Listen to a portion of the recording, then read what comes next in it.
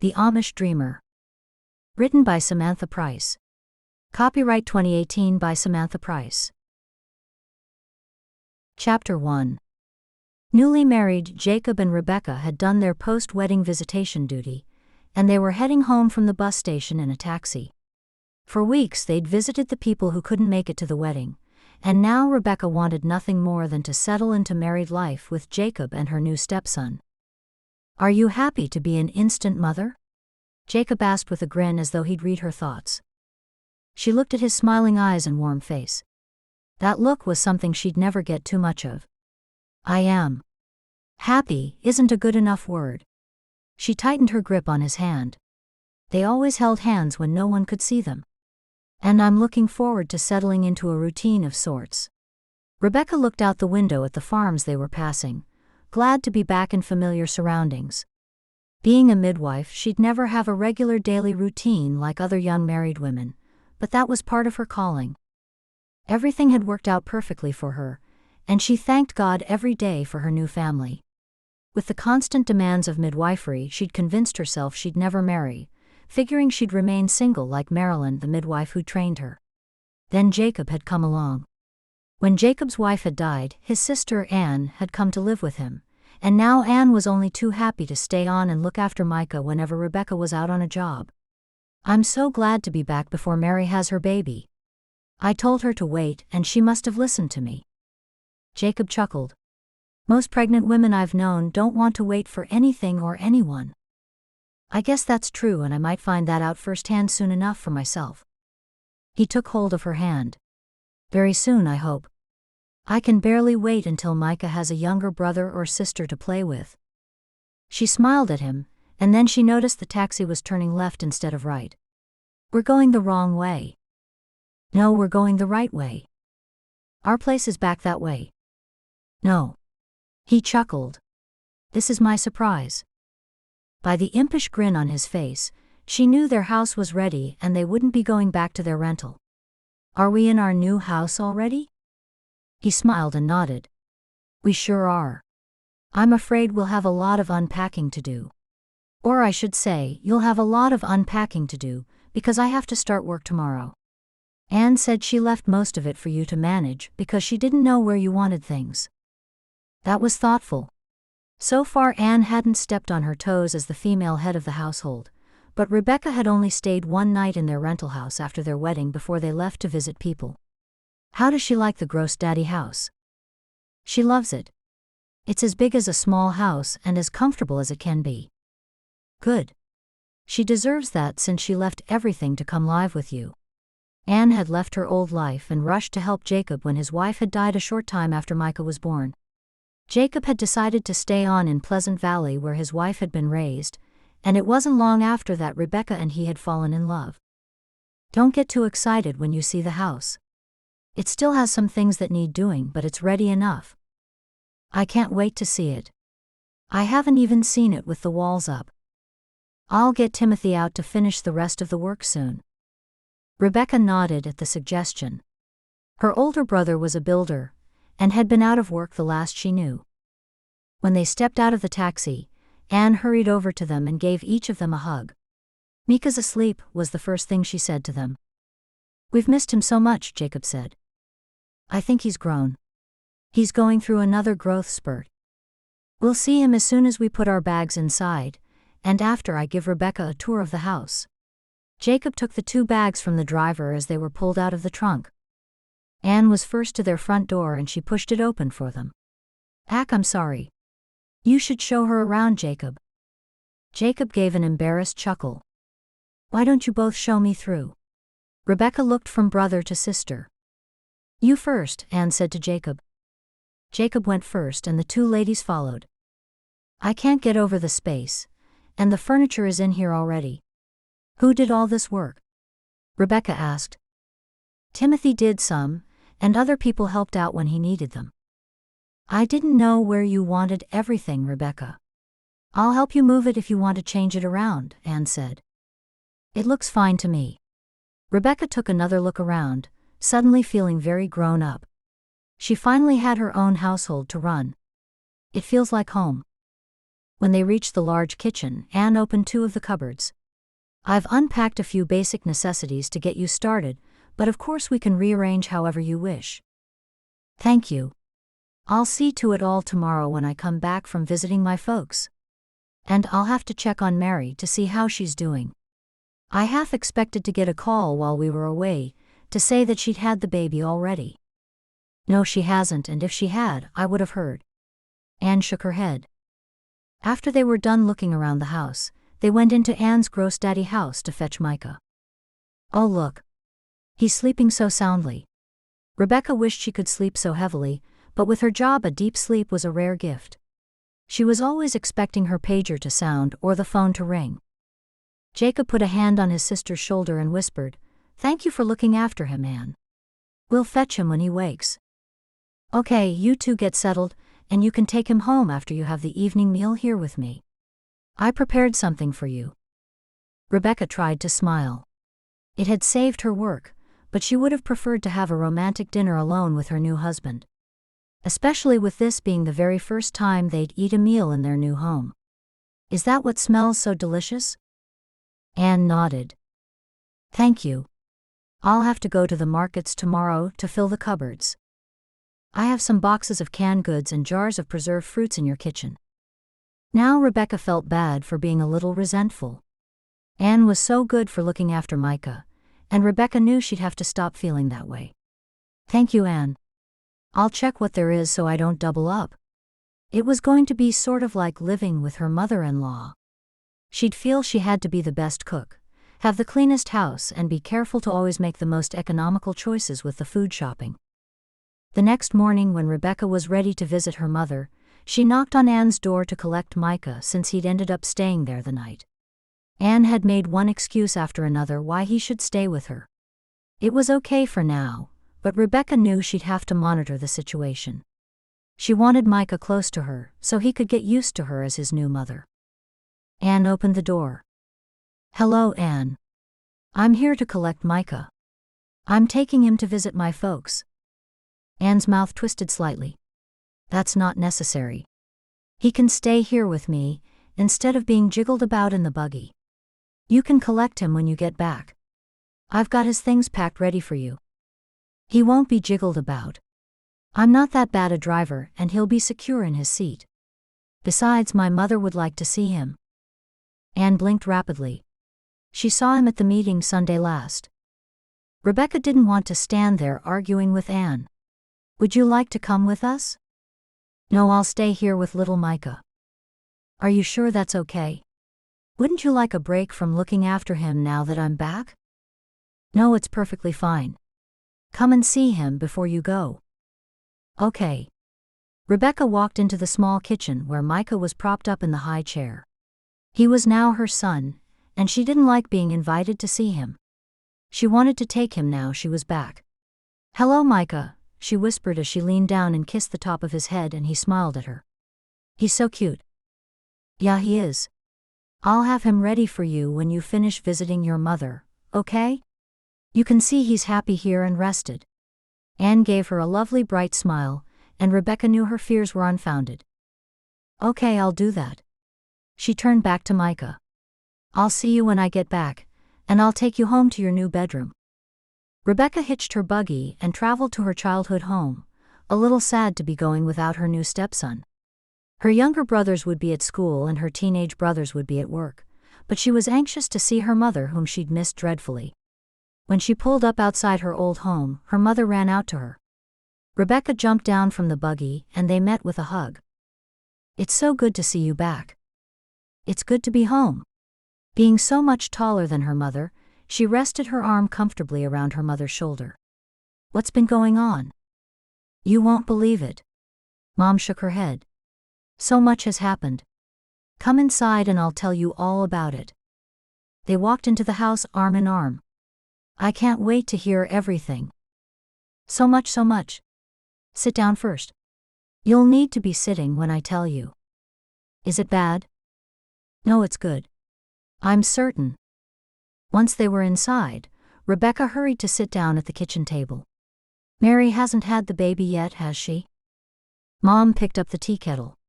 No, but Timothy's getting married. What? Rebecca shrieked. Her mother giggled, and once she'd put the tea kettle onto the stove, she sat down around the corner from Rebecca, who was trying to get over the shock. It's true. I'm not fibbing. Rebecca tried to think of who her older brother might be marrying, and she couldn't think of anyone likely. Not May. Her mother laughed. No. Not May. Do you remember Abigail, a young woman visitor who was at your wedding? In her mind's eye, she mentally pictured all the visitors at her wedding. Abigail? The one with the cute young daughter? That's right. Rebecca pulled a face. Don't tell me he's going to marry her? That's right, Mom repeated. Her mother seemed pleased about it, but Rebecca wasn't so certain. This doesn't feel right. Don't you think it's a little rushed? They haven't known each other for long. You can't fall in love with someone in that short a space of time. Love is love. Who's to say how long it takes? It can be instant with a special feeling in your stomach. Her mother put her hand on her tummy. Well, let's just hope that feeling in the stomach doesn't turn into nausea if things don't go as well as he hopes. Her mother's lips drew together tightly. Was it disapproval Rebecca detected on her face? Mom finally said, That's funny coming from you with your own hasty marriage to Jacob. That was months. I knew him for months before we married. This is just days. 2 weeks? Are you kidding me? Are you and Dad really condoning this potential catastrophe? Rebecca couldn't see why her mother seemed happy about it. Dad would have agreed to things too, as long as Mom was happy. The smile was gone from Mam's face. I thought you'd be happy for your brother. If she wasn't a stranger, I would be. If she was from this community, I'd be happy, but she's not. We don't know her. It's a shock. Rebecca sighed and rubbed her forehead. It's just odd to come back and hear he's getting married to someone I don't even know. She stared into her mother's eyes, wondering how they could allow Timothy to marry a stranger. Not only that, there was a child to consider in all this. It was reckless, and yet her father must have agreed to it since her mother looked so happy. I didn't think you'd have such a problem with it. I thought you'd be pleased. Where is he? She had to talk some sense into Timothy. He's over at her house working on it. Abigail has a house already? She works quickly on all fronts. She bought it. Timothy was showing her all the places for sale, and she bought one, and is leasing it until all the final paperwork is done. Timothy is helping her figure out what to do with things. She was staying in your bedroom before that, and that's how they got to know one another. My bedroom? I haven't even got my things out of it yet. That's all packed up and in the barn, ready for you to collect. It seems like he couldn't wait to get me out. At my wedding, Timothy told me you said he could have my old room. Mother nodded, and her lips turned upward slightly at the corners. I do remember there was a misunderstanding about that. Rebecca sighed heavily. I'll have Jacob come by later and pick up my things from the barn. I hope it was all packed carefully and not just tossed out there recklessly. Oh, Rebecca, you're so dramatic sometimes. Of course everything was well packaged up. I'll see for myself. Rebecca headed out to the barn while her mother stayed in the kitchen.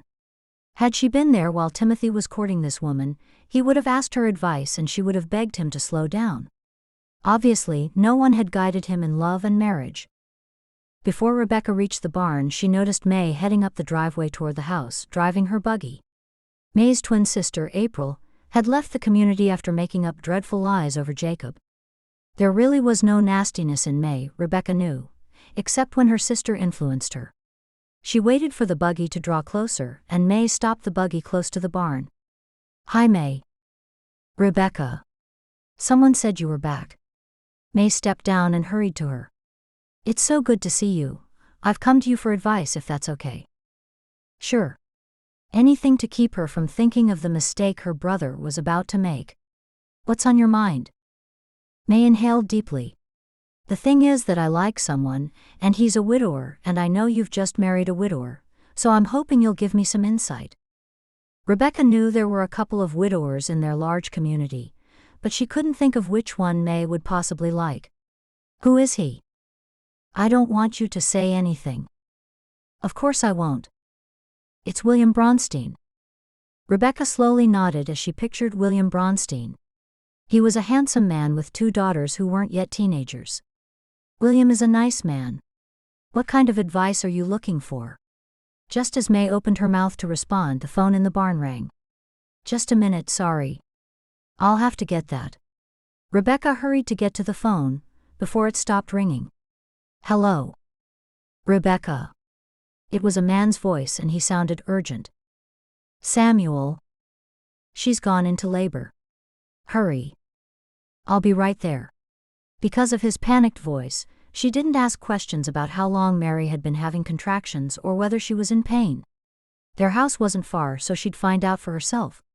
She turned around to face May, who'd followed her into the barn. Do me a huge favor? Yeah, what is it? Go to my new house and tell Anne that Mary is in labor, and I don't know when I'll be back. Rebecca was glad she'd grabbed her bag of midwife necessities on her way out this morning, a habit Marilyn had ingrained in her from the earliest days of training. Sure. Do you know where my new place is? The one that Timothy was working on. Yeah. I know it, but I need your advice first. Rebecca rushed past her. I can't talk now. I must go to Mary.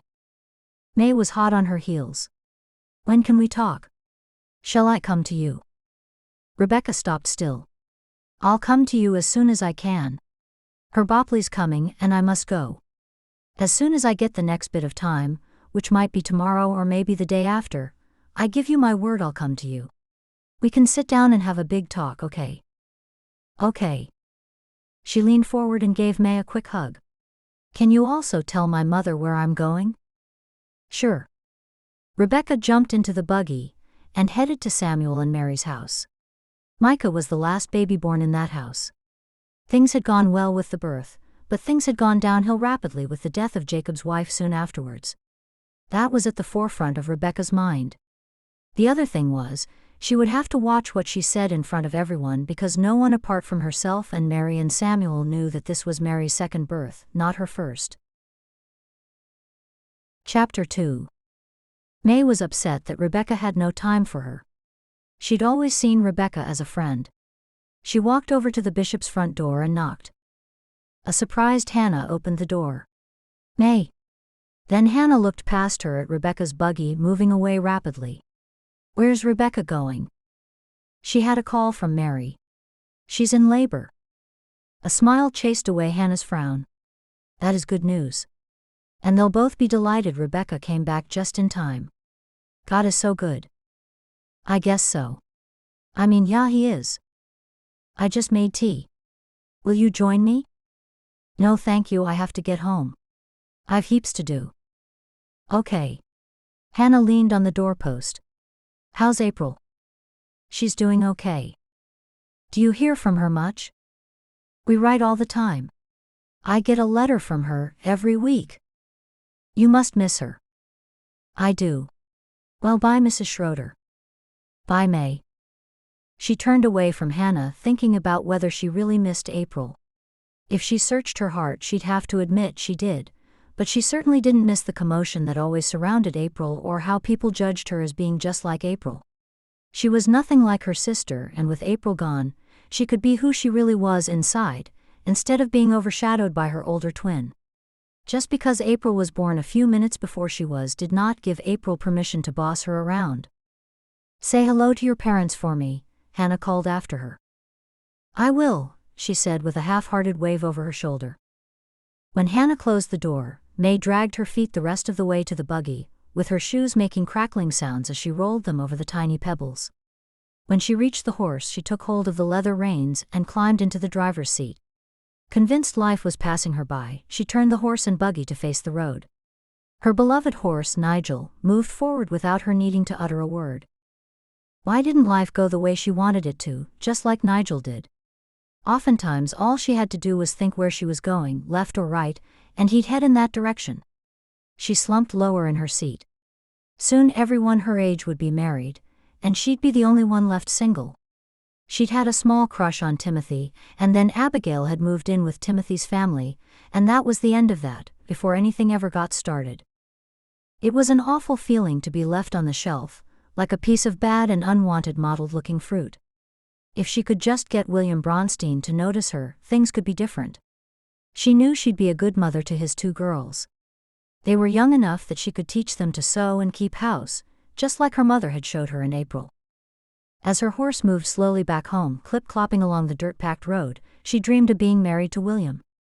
His face would light up as he sat down to one of her delicious meals. Then a few years along, their house would be filled with the laughter of young children. She would have many of them, so she'd always have a small baby to hold and to cuddle. So caught up was May in her beautiful daydream, she didn't notice another buggy until it was upon her. Jeff was in the driver's seat of the other buggy, and he waved with his arm out the side of the buggy. Her heart sank. If only William liked her even half as much as Jeff Wiley seemed to. Jeff had made no secret of his feelings, and he wasn't a bad person. It was just that she didn't particularly like the way he looked. He was so boyish, with his freckled face and slender frame. Besides that, Jeff was only a shade taller than she, whereas William towered over her.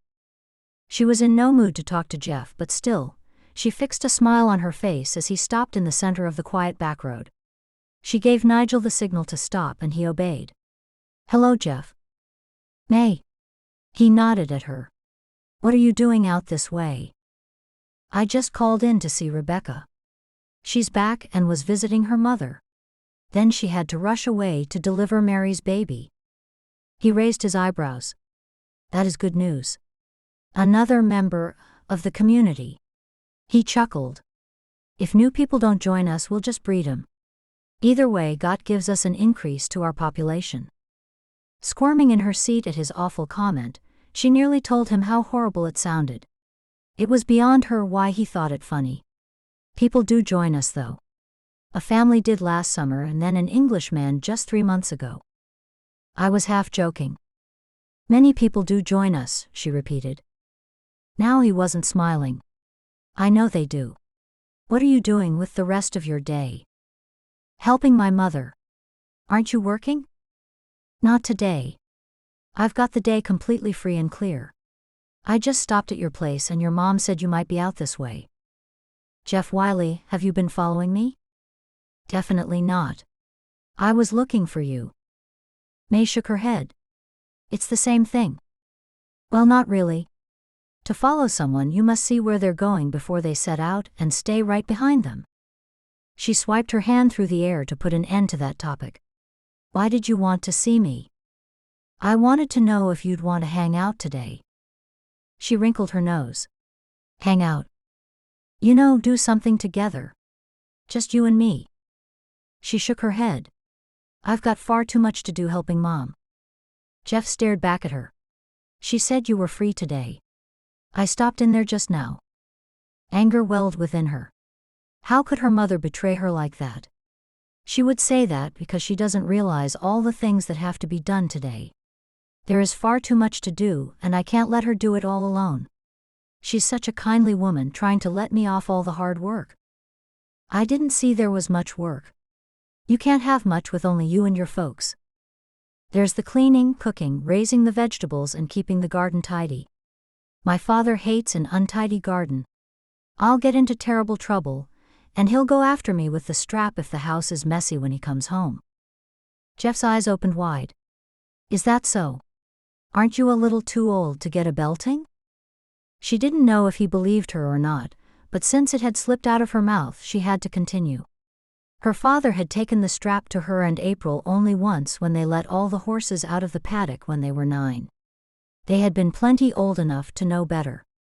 They got into big trouble that day, and she never forgot it. "So you see, I don't really have any free time." "I'm sorry, Jeff." "That's okay. Can I take you home from the singing on Sunday night then?"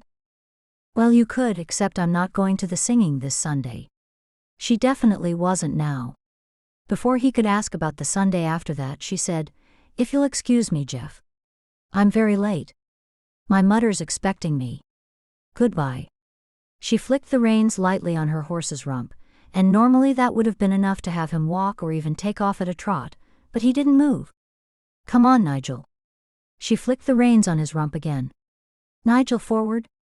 She used her best angry voice, and when that didn't work she clicked her tongue and then slapped the reins harder against his rump. He moved his head up and down and then took one step. When Jeff laughed, she looked over at him about to say something rude, when Nigel took off at a sprightly pace. "Bye, Jeff," she called over her shoulder. Once she was well past him, she looked in her rearview mirror. Jeff was still staring at her, even though his buggy was faced in the opposite direction. "Thank you for nothing, Nigel. You really should have obeyed me back there. What came over you?" His ears were turned back slightly, and when she finished speaking, his ears moved forward. "Stupid horse," she muttered under her breath. Before she got home, she remembered Mary was in labor, and she said a prayer for the health and safety of Mary and the baby. Chapter 3. At 3 the following morning, Rebecca was pleased to hand Mary a perfectly healthy baby boy. "Is he okay?" Mary moved her hands all over her son, as he lay tummy down on her chest. "He's perfectly healthy. He's a good color and he's breathing well, and his heart and lungs sound perfect." Samuel reached down and kissed Mary on her forehead. "We have a beautiful baby." "Thank you." "It's a boy?" Mary asked. "That's right," Samuel said softly. Mary looked up at Samuel. "I know we already chose a name for a boy, but I want to change it. I'd love it if we called him after you." He chuckled. "Won't that be confusing?" "No, we'll call him Sam." She leaned down and kissed the baby's head. "If that's what you want." "Yeah. Little baby Sam. Do we need to cut the cord now, Rebecca? Or is that done?" "We still need to do that. There's no hurry. We can do that in a minute." Rebecca turned away to give husband and wife privacy with the newborn while she cleaned up the room. Everything had gone perfectly, the same as it had at Mary's first birth with Lois. As Rebecca cleaned the room, her mind was drawn back to the events of many years ago. Mary told Rebecca her first husband walked out on her when she was pregnant. She'd followed him hoping he'd change his mind, and then with her own eyes she witnessed him run down by a truck. Having had bad experiences in many foster homes herself, all Mary wanted for her child were 2 loving parents and a normal life. She chose to give her baby to her childless friend Beth and her husband. No one would ever know the truth. Mary and Beth went away together in the later months of Mary's pregnancy, and Beth had returned with her baby Lois. No one ever knew any different. Then the fateful day came when Beth and her husband were killed in a tragic accident, but Lois was spared. Gone was Lois's stable life. Before Mary could confess that Lois was her child, Samuel had already stepped in to look after the child he thought was his niece. Mary volunteered to help out with Lois while Samuel worked, and instead he'd hired her as nursemaid. From there, Mary and Samuel fell in love. Mary had told Rebecca that Samuel found out about Lois's true identity before he and Mary were married. Mary didn't tell Rebecca details of exactly how Samuel had found out, but Rebecca was glad the secret between the couple hadn't continued. The 3 people in that room were the only ones who knew of Lois's true identity. Samuel was not Lois's uncle, but he was now her stepfather. Mary wasn't Lois's stepmother, she was her real mother. Rebecca was uncomfortable with Mary's decision to keep the ruse going, and she'd told her so on more than one occasion. Were they going to tell Lois that Beth was her mother, when she wasn't? What good would it do to tell Lois that her mother had died, when her mother was right there with her? For some reason, Mary and Samuel were comfortable with their decision to leave things as they were. One thing Rebecca knew was that Samuel and Mary would lose respect within the community for keeping that secret if the true story ever came out. After a few minutes had passed, the cord was cut and clamped, and baby Sam was diapered and bundled into a soft wrap. There was no need to help Mary, as she usually had to do with first-time mothers. Mary knew what to do and how to feed young Sam. A couple of hours later, it was time for Rebecca to leave the couple with their precious gift from God. "I have my pager on me, and do you know the phone number of my new house?" Samuel nodded. "I do. I know how to get hold of you. Call me any time, at any hour if you need to." "Thank you, Rebecca," Samuel said. "You're very welcome." Rebecca looked down at the young baby. "This is what I love to do. I can't think of anything better." She blinked back the emotional tears that always threatened whenever she helped a new life come into the world. Rebecca arrived home just as the sun was peeping above the horizon and spreading its warm beams across the sky. It hadn't been an ideal way for her to spend her first night at home. It would have been nice if she could have spent it with her new husband and stepson. By the time she unhitched the horse, washed her hands and changed out of her clothes, she slipped into bed just as Jacob's alarm clock sounded. He rolled over, kissed her, and in 2 minutes she told him about baby Sam's arrival, and that was all she remembered. The next thing she knew, she woke up alone with the warm sun streaming through her room. Knowing Micah would be at Anne's, and considering the time she had gotten home, she closed her eyes to catch up on the many hours of lost sleep. May woke having been unable to sleep all night. She'd been tossing and turning and worrying that she would never marry if she didn't do something soon. She had to find a way to make William notice her, but she had to be careful to make the right move. May waited until she heard her mother rattling around in the kitchen, and her father leaving for work before she went down to talk to her mother. "Can I make you breakfast, Mom?"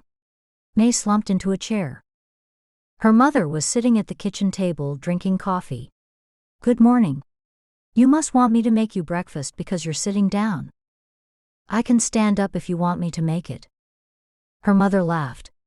"I just made your father some eggs. I'll make you some if you want." "Yeah, that'll be fine.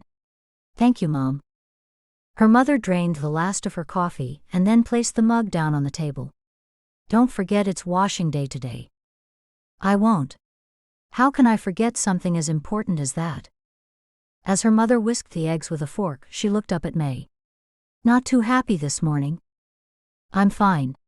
She smiled, not wanting her mother to know she was miserable and churning inside. Mom would only tell her she was being silly and had nothing to worry about. Either that, or she'd tell her to pray about her problem. That was her answer for everything, but sometimes advice and guidance were what was needed. That's why God put mothers on the earth, May thought, but there was no point in telling her mother that. While her mother poured the eggs into the pan, May made herself a cup of coffee and then sat down with it. She stared into the dark steaming liquid, wondering if she could slip away during the day to see Abigail. She was a widow with a child, and somehow she'd gotten Timothy to agree to marry her. Abigail had fallen for Timothy, and she might be able to offer advice on marrying a second time. Most of the younger widowers and widows in the community married again. It was only the older ones who didn't.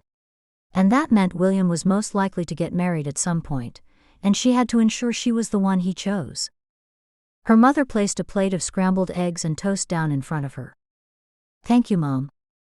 "You're welcome." May looked up at her mother. "Have you eaten already?" Mom slumped into a chair. "I'm just not hungry." "Why not? Sick of your own cooking?" The corners of her mother's eyes crinkled as she fought against a giggle. "Don't be cheeky. I'm just feeling a bit off this morning. Why don't you go back to bed?" If her mother went back to bed, she wouldn't notice if she sneaked off right after doing the washing. "I'll be okay.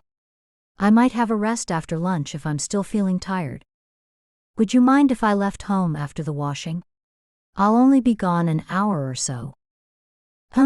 Every time you say that you end up being gone the whole rest of the day." She shook her head. "And then there's the washing to be done." May sighed. "Yeah, that's what I meant. Can I go after I pin the washing out? I'll be back in time to bring it in when it's dry, and before the cold afternoon air gets to it."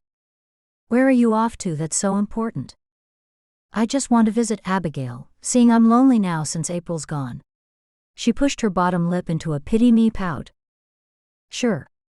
Everyone needs a friend. I've been worried about you.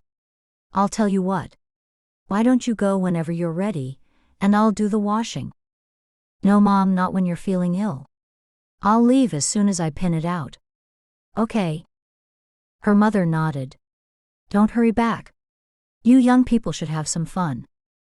"I don't think visiting Abigail will exactly be fun, but okay.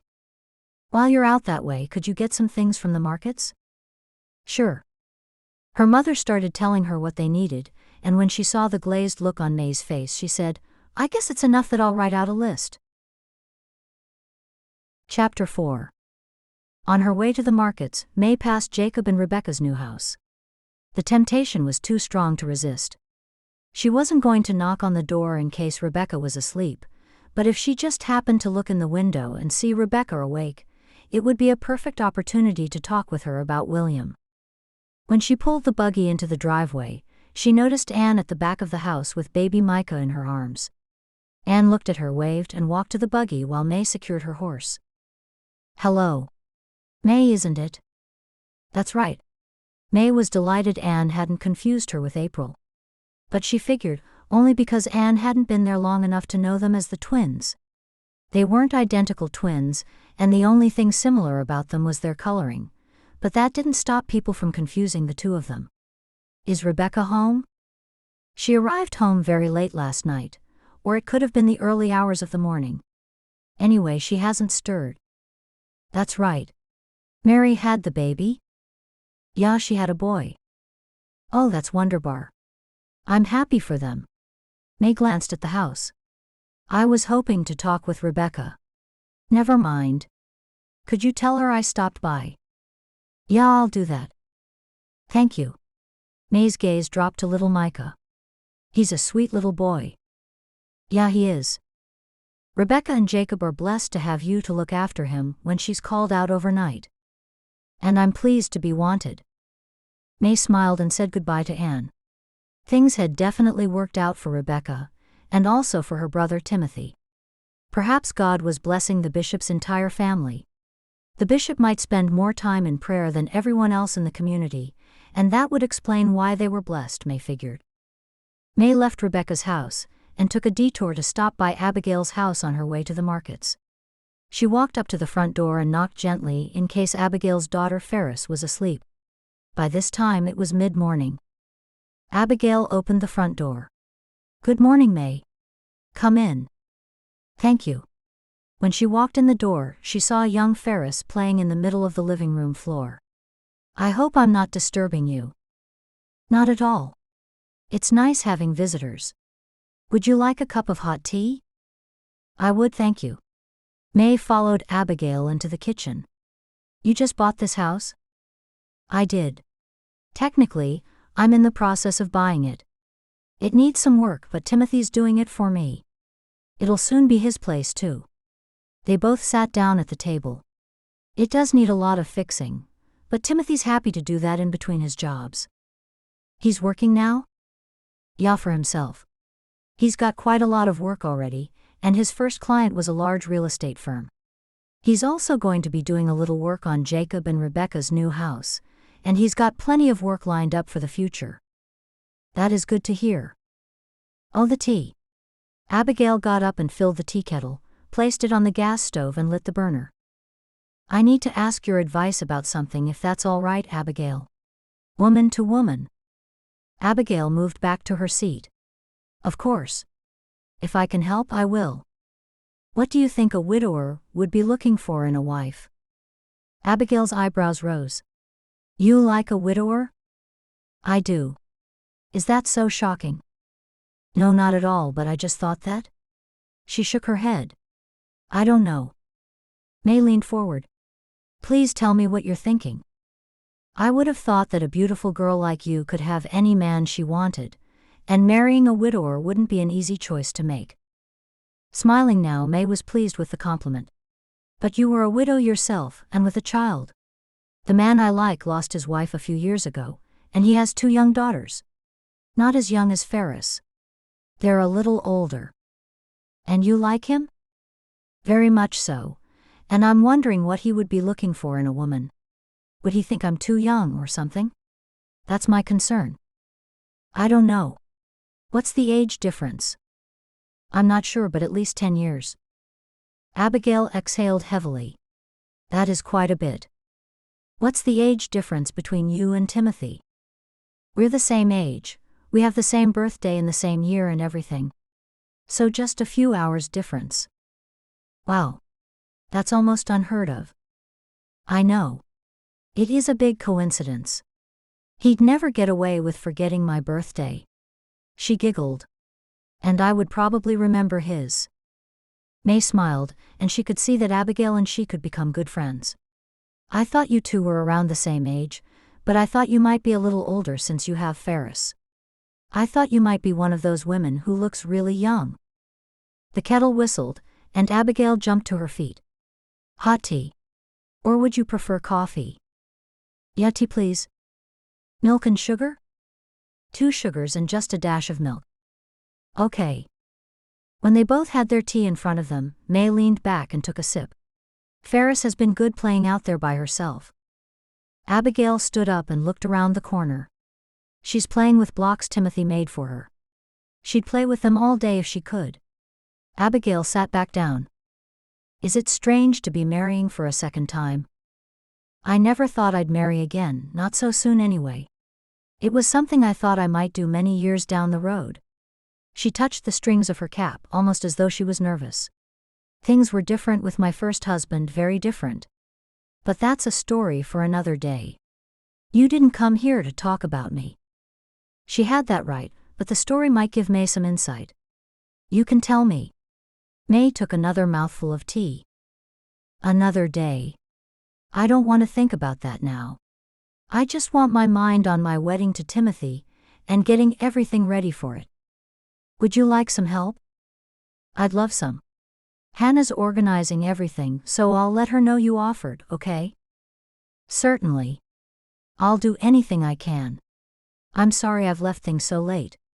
I should have volunteered earlier since your wedding is only days away." "That's fine. Hannah will find something for you to do." Abigail narrowed her eyes. "How well do you know this man?" "Well enough to like him. I wouldn't even call him a friend though, sadly. I've been too shy to talk to him." "And his daughters?" "Not that well. I don't want to be too obvious. I guess that's the first step, isn't it?" What impressed me first about Timothy was how well he got along with Ferris. Ferris absolutely adores him, and through Ferris, Timothy broke down the walls around my heart. "Is that so?" "It is." "Do his daughters still go to school?" "They do. One is 8, I think, and the other's about 10. Abigail took a sip of tea, and then placed her cup gently onto the saucer. I was having dinner the other night with Timothy's family, and as you know, his father is the bishop." "Yeah, I know that." "Well, they had someone else there for dinner, the schoolteacher Deborah Morris. And I happen to know she's looking for a capable assistant. Is that something you'd feel like you might like to do?" "I don't think it'll be a paid job. I think it was a volunteer position because they already pay Deborah, and they were talking about the lack of funds available for extra help for Deborah. You could volunteer your help. It might only be just a couple of hours a day. And you're thinking that's a good way to get to know the children, and from there get closer to William?" "William, that's his name." May put her fingertips over her mouth and giggled. "Whoops. I hadn't told you his name yet, had I?" Abigail shook her head and giggled along with her. "Don't worry, I won't tell anybody. I probably would have to tell Timothy if he asked me outright, but he wouldn't because he knows nothing about it. I'm sure your secret is safe." "Phew." May wiped pretend sweat off her brow. "I think that's exactly what you should do. Talk with Deborah about helping her at school, and if it doesn't work out, what have you lost?" "Nothing." Abigail nodded. "And if she agrees to you volunteering, you'll be doing a good thing anyway, helping out with the children." "Exactly. Thank you, Abigail." Feeling much better, May took another sip of hot tea. When they heard the rattling of a wagon, Abigail jumped up and looked out the window. "Here is Timothy now. Sometimes he leaves the wagon here and takes my buggy because it's faster into town." May jumped up. "I should go." "No, don't. You stay there. I'll say hi to Timothy, and I'll be back in 1 minute. Will you watch Ferris for me?" "Of course."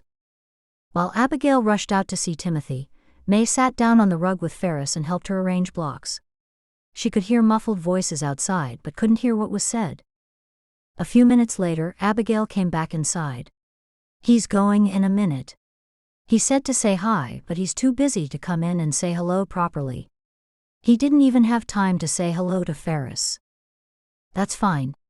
Thank you for all your advice. Who shall I see about the job at the school?" Deborah or the school board? Deborah. Bishop Elmer said she has the choice. I will see her as soon as I can. After May had finished her tea, she continued into town to do the shopping. Since Abigail's wedding was in a couple of days, she decided to wait and talk to Deborah then. Chapter 5. After Rebecca was awake enough to make herself something to eat, she did so and then headed to Anne's portion of the house. The door was open, so she stuck her head through. "Anne," she called softly. Anne walked out from the kitchen area drying her hands on a tea towel. "There you are? I heard Mary had a boy." "She did. And all went well." "That's good to hear. We've all been keeping her in our prayers. I suppose you're looking for Micah?" "Yeah. He's not asleep again, is he?" Anne giggled. "I'm afraid he is." Rebecca sighed. "Would it be all right to leave him here while I visited a couple of people just quickly?" "Of course it will. Leave him here all day if you want. I'm not going anywhere." "Thank you, Anne. Do you need anything while I'm out?" "No. I'm fine. I shop once a fortnight and get exactly what I need and a little extra." "Where are you going?" "Oh, I forgot to tell you that May stopped by yesterday." "No, wait, it could have been early this morning." Anne shook her head. "One day runs into another around here." "I know exactly what you mean. Did she tell you what she wanted?" "No, but she looked a little disturbed." "Well, I'll call in to see her after I talk to Timothy. I haven't seen him since I've been back." It must have been a shock to learn he was getting married. It was, since he only met Abigail a few weeks ago. "At my wedding, in fact." "Ah, that's so romantic," Anne said. Rebecca fixed a smile on her face and nodded. She didn't agree with what Anne said, but neither did she want Anne to know that she wasn't happy about her brother's sudden marriage. "I'll try not to be too long." "Take your time. Micah is okay here." "Thank you, Anne. I'll just peep in and see him." Rebecca headed to the room Anne had set up as Micah's room. She leaned down to see him fast asleep. She had to stop herself from kissing his chubby soft cheek. Hopefully later today she'd be able to spend some time with him. Seeing it was nearly lunchtime, Rebecca's best guess was that she might be able to find Timothy at home. When she pulled into the driveway, she was glad to see his horse and buggy. It would be so much easier to talk to him there rather than at Abigail's place. When she walked into the kitchen, she saw Timothy had just finished a bowl of food and was wiping his mouth. "Hi, where's Mom?" "Hi there." Timothy stood up, rushed to her and hugged her. "You're back." "Yeah, and Mary had the baby last night, so I'm trying to recover from lack of sleep." She gave a little giggle. "Yeah, I heard they had a boy." "That's right." "Where's Mom?" she repeated. "I don't know. She went somewhere with Dad." "Ah. Is there anything wrong?" "No. It's just that I want to talk with you alone." He quickly looked at the clock on the wall. "Right now?" "Do you have to leave?" "I've got about 5 minutes to spare." "Good. Sit down. This will only take a few minutes." "Oh. What have I done?" She made herself comfortable on the chair. "I come back to hear you're getting married." Timothy chuckled. "That's right. Abigail's the lucky woman. Mom said you met her at your wedding." "Yeah, just a couple of weeks ago, and met her is all. I don't know much about her, and I don't know how you could either. You haven't had time to get to know her properly." He leaned back in the chair. "Listen, I wasn't too happy about you getting married to Jacob either, if you recall, but I trusted in your judgment. Can't you do the same for me? I just don't see what the rush is. It's called love, and we want to be together as soon as possible. Surely you understand that much?" Rebecca exhaled deeply. "I just don't want you to get married and learn you've made a terrible mistake." "Neither do I, and that won't happen. Trust me." She shook her head. "I hope you know what you're doing. I just don't see what the rush is." "You've already said that." She rubbed her forehead, trying to think of something she could say to make him see sense. "It's this way. I'm excited to start a new chapter in my life, one that includes Abigail and her daughter Ferris. I'm over the moon in love with this woman.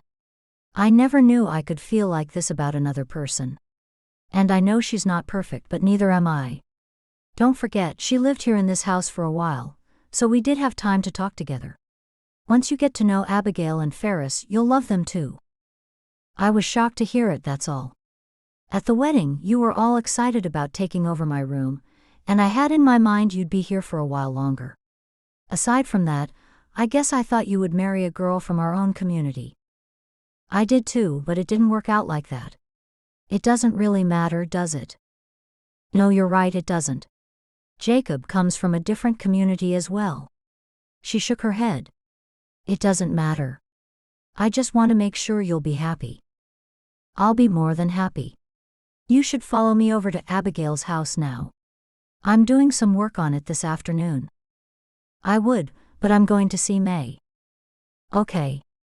We'll have you over for dinner soon. You and Jacob. And Micah and Anne? He chuckled. Sure. Everyone. We're kind of a team. He leaned forward. It's called a family. Rebecca laughed. I would like to know Abigail better.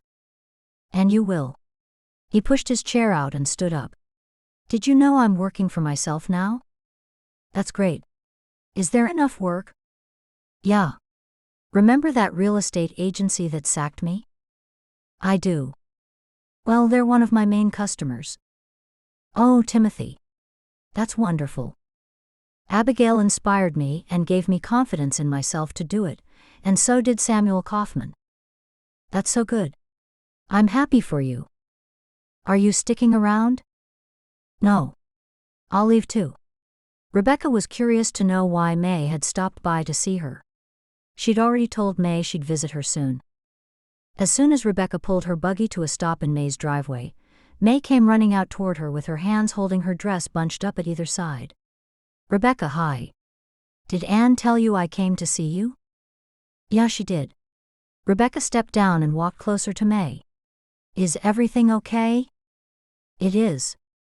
A breathless May glanced back at her house. Can we take a little walk? I've something to say, and I don't want Mom to overhear. Sure. Once they were a little distance from the house, May began, The reason I wanted to talk to you was to see if you could help me out. Sure. What with? Remember what I told you just before the phone call about Mary? I like a widower, William Bronstein, and I wanted your advice. Oh, William, yeah? You had told me that much just before Samuel called. Yeah. Don't tell anyone, will you? I won't. What kind of advice are you looking for? He's a widower and you've just married Jacob, so I thought you'd know what a man who's been married before would be looking for in a new wife. That's a hard one. It could be different for everyone. I didn't think of that. I don't know, William. How did you get to know him so well? May shook her head. I don't know him either. Not really. Rebecca stood still and May stopped walking. What is it about him that attracts you? May shrugged her shoulders. He just seems so sure of himself. And I like how attentive he is to his daughters. I also like the way he looks. I think the first thing you need to do is get to know him. Just be yourself around him and don't be nervous. I'll try. I'm no good at the don't be nervous part though. Deborah needs help at school, and I'm going to ask if she'll consider me for the job. I guess I'd have some interaction with parents. Rebecca smiled. That sounds like a good plan. I hope she accepts me. She will. I'm sure. May smiled at Rebecca and then glanced back at the house. You've made me feel more confident. Do you want to come in and say hello to Mom? Yeah, let's go. Chapter 6. May was pleased to be going to Abigail and Timothy's wedding at the bishop's house, because she would see William again. There was a buzz of excitement in the air, because everyone was pleased for the bishop and Hannah's oldest son to be getting married. Sadly for Abigail, none of her family members were there because they lived too far away. The only member of her family in attendance was her daughter, Ferris. After the actual wedding ceremony had taken place, May helped the women bring the food out to the trestle tables. When she'd taken several trips to and from the kitchen, she caught sight of the school teacher, Deborah. As soon as the workload slowed and Hannah had her back turned, May took the opportunity to slip away to speak with Deborah. "May," a male voice sounded before she got there. She turned around to see Jeff. "Hi, Jeff. What did you think of the wedding?" "Truly spectacular." It wasn't. It was much the same as any other Amish wedding, but of course she couldn't say that. "I thought so too. It's funny Rebecca got married, and then Timothy got married so soon after, too." "Not really. People get married all the time." She stared at Jeff and he smiled at her. "You know what I mean, though. She married a widower, and—" She interrupted him. "I have no idea what you're talking about, Jeff. Excuse me, I need to talk to someone before I lose sight of them." After she'd taken a step away from him, he asked, "Who?" "Just someone." Quickly she turned aside and headed to Deborah, who was just sitting down to a plate of food. "Hi, Deborah." "Hello, May." Deborah was in her early 30s and had never married. She was a plain-looking woman with greenish-brown eyes and medium ashy-brown hair that intensified the sallow tone of her skin. May sat next to her. "Somebody said you're looking for someone to help you out at school. Is that right?" "I am. Is that something you'd like to do?" "Yeah." May offered a bright smile. "Really?" Deborah's lips curved upward, and May considered how much nicer she looked when she smiled. "Yeah. I was quite good at schoolwork and I would like to help out if I can. It won't be a paid job, and it's only an hour or two a day to aid the children in their reading. I don't have the time to listen to them individually during school hours. I would love that more than anything, and I do have the time. And I don't need payment." "Perfect. Would you want to try it out starting Monday?" "I certainly would. Thank you, Deborah." Deborah smiled once more and then picked up her fork. "Come on Monday and we'll see how it works out for both of us, shall we?" "Yeah, I'll be the best teacher's assistant you ever had." Deborah gave a small nod, and then other people sat down at the table. "I'll be there early on Monday." "Okay. I'm usually there from 7:30 onward, so you can come whenever you like. School starts at 9. It might be a good idea if you come early the first day, so we can discuss things before the children get there. It'll be well before 9. "Thank you, May." May left Deborah and headed back to the food tables while looking around for William. And then she saw him in the corner of the yard. She reached over and took a plate, then began to fill it with food. When she looked back up at William, she saw his daughters walking away from him heading toward Deborah. Then to her dismay, William followed. May stopped still. "You gonna move on?" someone asked her. She realized she was holding up the line of people who were moving around the food table. "Yeah, sorry. Daydreaming." When she'd put the last thing on her plate, she was upset to see William and his girls sitting with Deborah. It was a good idea of Abigail's to be a teacher's assistant, but she hoped she wasn't too late. It seemed pretty obvious Deborah was also interested in William. That was something she needed to find out for certain, and come Monday she'd do just that. Now she was no longer interested in the food piled high on her plate, but she had to force it down. No one would appreciate her wasting so much food. She chomped her way through the meal mouthful by mouthful, and when she was finished she was relieved to walk over and put the empty plate with all the others. Then she carried an armful of dishes to the kitchen to help out. When she came back out of the house, Jeff was helping himself to a second round of food. She walked over to him. "Hungry?" "Not really, but the food's so good." She laughed. "Don't you get fed at home?" "I do, but the food's not as good as this. Just don't tell my mom I said that." "I won't. You know what you were talking about before about Timothy getting married, and Rebecca getting married just recently?" He frowned. "Yeah. Did you notice both of them married people who've been married before?" "I did. That's what I was trying to say to you earlier and you wouldn't let me speak to the end of the thought." "Oh, I see. Do you think it's a bit weird?" "Not weird exactly, but it's a little unusual." "You think that's a trend? A new marriage trend?" He laughed. "It could be. She folded her arms across her chest. Is it hard marrying someone who's been married before, or is it easier or harder to marry someone who's never been married? I think it would be okay to marry a widow, but I personally wouldn't want to. It's not ideal, not for me. I suppose, but what if you fell in love with someone who was a widow? His mouth twisted into a smile that lit up his face. Well, that's the only reason for marriage, isn't that right? That's true. No one has said anything bad about Timothy or Rebecca's marriages, have they? If they have, I haven't heard. Good, that's good. When she heard the cries of a newborn, she turned around and saw Mary. Mary's here with the new baby. I'll have to talk to you later. She rushed to Mary, who just sat and was placing her baby across her lap. May crouched down beside her. Mary, congratulations on your baby. Thank you. I'm so excited. Can I see him? Mary smiled and picked him up so May could see his face. He's beautiful, just wonderbar and so small. He is beautiful. May cleared her throat. This is your second marriage, isn't it? That's right. I was married before, but he died. That's right, I remember now. May had heard the rumors. He hadn't exactly been the best husband in the world. In fact, he might have been the worst. His behavior had been swept under the rug, like so many things in their community. Mary positioned her baby back where he'd been before, resting across her lap. Why do you ask?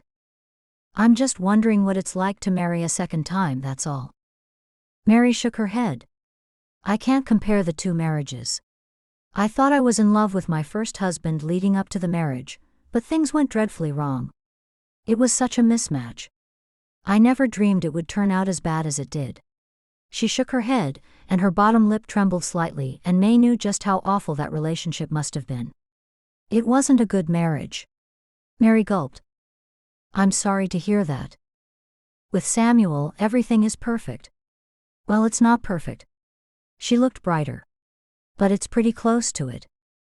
That's good. Good to hear. And you've got this beautiful little boy and you can share your love with him. And you've got Lois too. That's right. We've been doubly blessed. May looked over at William, who was still sitting with the school teacher, and wondered what his first marriage had been like. She barely remembered his wife, Nita, as May had been a young teenager when she died. Why are you asking, May? I've just got a few things to figure out, that's all. Like what? Just about life, love, and marriage. Second marriages in particular? May nodded. Am I guessing right that you might like somebody who's been married before? That's right. Mary looked around them. And from the direction your eyes keep wandering, would that somebody be William? May looked down and giggled, feeling her face flush with heat. That's right, but no one knows. He doesn't know? No. He doesn't. How could I ever tell him? He barely knows me and I'm so much younger. I think he'd be pleased to know you like him in that way. She was pleased to get Mary's advice. Do you think so? Definitely. The baby opened his mouth and yelled loudly. Mary changed him to an upright position. He was quiet for a moment and then he yowled even louder. If you'll excuse me, I'll have to go inside the house and feed him. Okay, and thank you, Mary. Any time. She gave May a big smile. Maybe in a couple of weeks when I'm less tired, I can have the two of you over for dinner? Really? Me and William? Mary nodded. I'd love that. I'll arrange something. Thank you so much, Mary. Only when you've recovered from the birth. I'm blessed to have Frida because she does the cooking. And we'll have dinner anyway, with or without guests. May smiled at her. It was such a blessing for her to have help in the home, due to Samuel being wealthy. May watched Mary walk into the house with her baby cradled in her arms. May looked around at William once more. Before she spotted him, she saw Jeff heading her way. As a way of escape, she jumped up and hurried to the kitchen to help out. When she walked in, she heard Aunt Agatha say to the crowd of women in the kitchen, "Has everyone heard the latest?" All eyes turned to the elderly woman. "No, what is it?" Hannah asked. "It's Karen. She's expecting again, and it's another set of twins." Hannah's face beamed. Oh, she's so blessed having another set of twins. She's doubling her family, and so quickly. It's not that quickly, Aunt Agatha said with her nose in the air. Her pregnancies were quite a distance apart. But still, it's such good news. I must find her and congratulate her. Hannah tossed her tea towel aside. Hannah went to walk away, and Aunt Agatha grabbed her hand. Wait. It's a secret no one must know. Don't say anything to Karen until she or someone else says something to you. Aunt Agatha said to all the women. That goes for all of you. Hannah stepped back. Oh, I didn't know. That's why I'm telling you all now. Hannah gave Aunt Agatha a smile and walked past her. I'll just talk to Karen and won't mention a thing. Within 1 minute, the kitchen was nearly empty. May didn't know why having twins was such a big deal. Sometimes it wasn't fun to be a twin at all. There were many bad things about it. May guessed everyone had gone to speak with Karen, hoping she'd reveal her news. The only person left besides May was Rebecca, who had her hands in sudsy water at the kitchen sink. She obviously hadn't run out with the others, because she was the midwife and already knew Karen's news. Hi, Rebecca. Hello, May. How are you enjoying the wedding? Good, and you must be happy your older brother is married now, just like you? Rebecca giggled. May realized what a silly thing she'd just said and laughed too. Do you know any news? May asked. I don't think so. Like what? Rebecca was playing dumb about Karen's news. Are you talking about the barn raising next week? I wasn't, but now that you mention it, are you going? May picked up a tea towel and started wiping up. I plan to, and come to think of it, that would be a good time for you to see more of William. Rebecca was right. If I'm free, I'll go. They start early and finish late. It would be a perfect time to talk with William because the men have to stop to drink and eat, and then you could speak with him. Well, that is a thought, but I might have a job at the school. Is that so? It's just a couple of hours a day. I'm trying it out on Monday. Perfect. If you're working at school on that day, you can do it before or after. You could come to the barn raising before or after that, I mean. May twitched her lips. Will you help me with William? Of course I will. What are you planning? Nothing apart from getting the courage to speak with him. Mary said she'd have me and him over for dinner, when she recovers a bit more from the birth. That'll be a good start. Yeah, and I'll be seeing him at the school when he collects his girls. She hoped he'd be the one to collect them. She hadn't considered the possibility someone else might do that. They lived too far from the school for the girls to walk. She'd find out soon enough. Chapter 7. One by one, the teacher sent the children over to May in the corner of the room so they could read out loud to her. Deborah told them all it was good practice to read aloud. May was to listen to them for 10 minutes each. The first child who came to her was William's oldest, Ivy.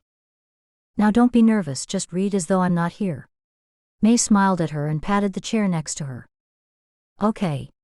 Ivy sat down on the chair, opened her book, took a deep breath and started reading. She made a few errors, then went back and corrected herself. After 10 minutes, May reached out for the book. Okay, time's up. That's very good, Ivy. Thank you, Miss May. Is that all for today? May marked the page, closed the book and handed it back to Ivy with a nod. That's all. Now tell your sister to come to me for her turn at reading. Ivy leaned in and whispered, she's not very good at it. May whispered back, that's why she needs to practice. Ivy smiled at her. Then she walked away and tapped her little sister Grace on the shoulder and pointed to May. Grace gave May a big smile and walked over to her, clutching her reading book. What book do you have for me today? She held the book up. It's a story about Joseph and his coat. That sounds interesting. Joseph and his coat of many colors. Start when you're ready and don't be nervous. Grace read quickly, barely pausing for breath. She made errors, but May didn't want to destroy her confidence by pointing them out. She thought it would be better to wait until Grace was more used to her before correcting the mistakes. When Grace's 10 minutes was up, May told her she'd read well and asked her to fetch the next child. May continued like that until the teacher rang the lunch bell. When the children had gone outside, Deborah walked over to her. "How do you like it?" "I like it a lot. Very fulfilling. I can see why someone would become a teacher."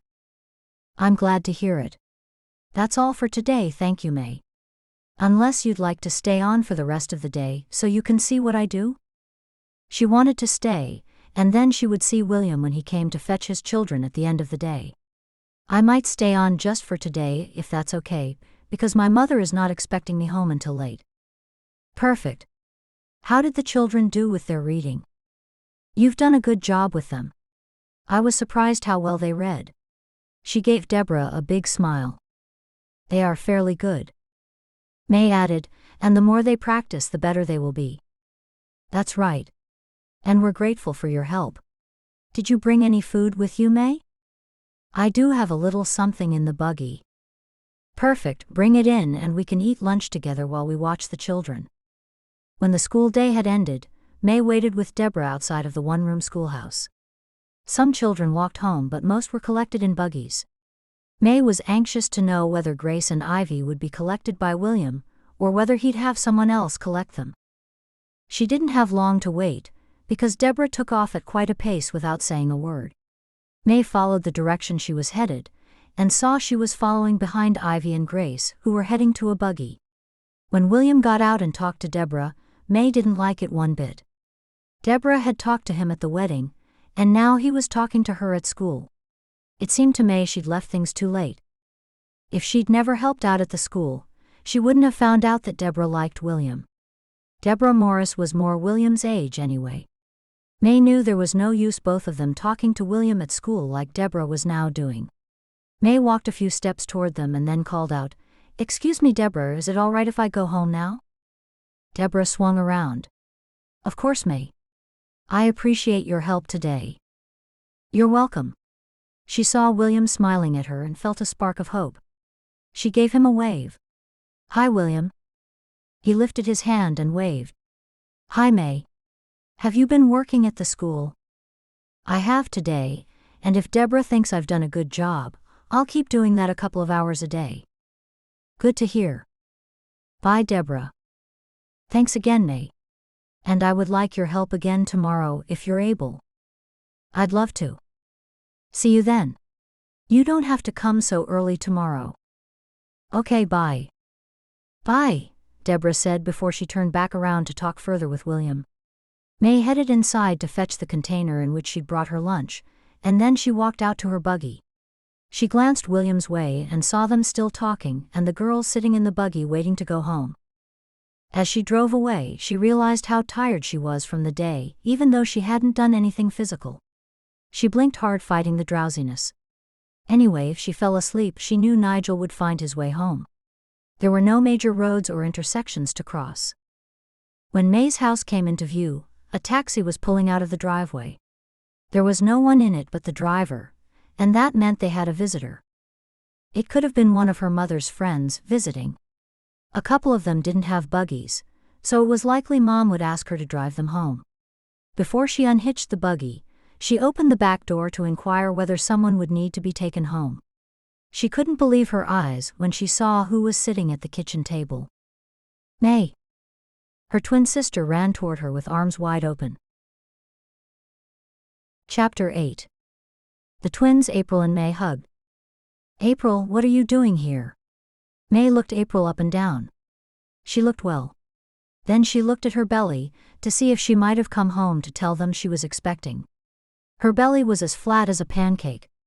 "Where's Philip?" April stared at her. "Philip's still at home. He didn't want to come." That was something May couldn't understand. Why get married and go somewhere alone? If May married, she'd stay home with her husband if he wasn't able to go somewhere or didn't want to. "What are you doing here without him?" April looked over at their mother, and when May looked at the expression on Mam's face, she could see Mom thought it odd as well. "What's going on?" May asked. "Someone please tell me something?" "There's nothing going on. I've just come for a little vacation, that's all." April sat back down. May slumped into the chair beside her. "A vacation without your husband?" "Yeah, why not? I need a little break and he said it was fine, so here I am. April leaned forward. Now tell me everything that's been going on with you. Wait until I unhitch the buggy. I'll come out with you. The two girls left their mother in the kitchen. As May unhitched the buggy, April made a startling confession. My marriage isn't what I'd hoped. I thought my life would begin once I married, and now I feel as though it's ended. It was a mistake to marry him. May straightened up and stared at her twin sister.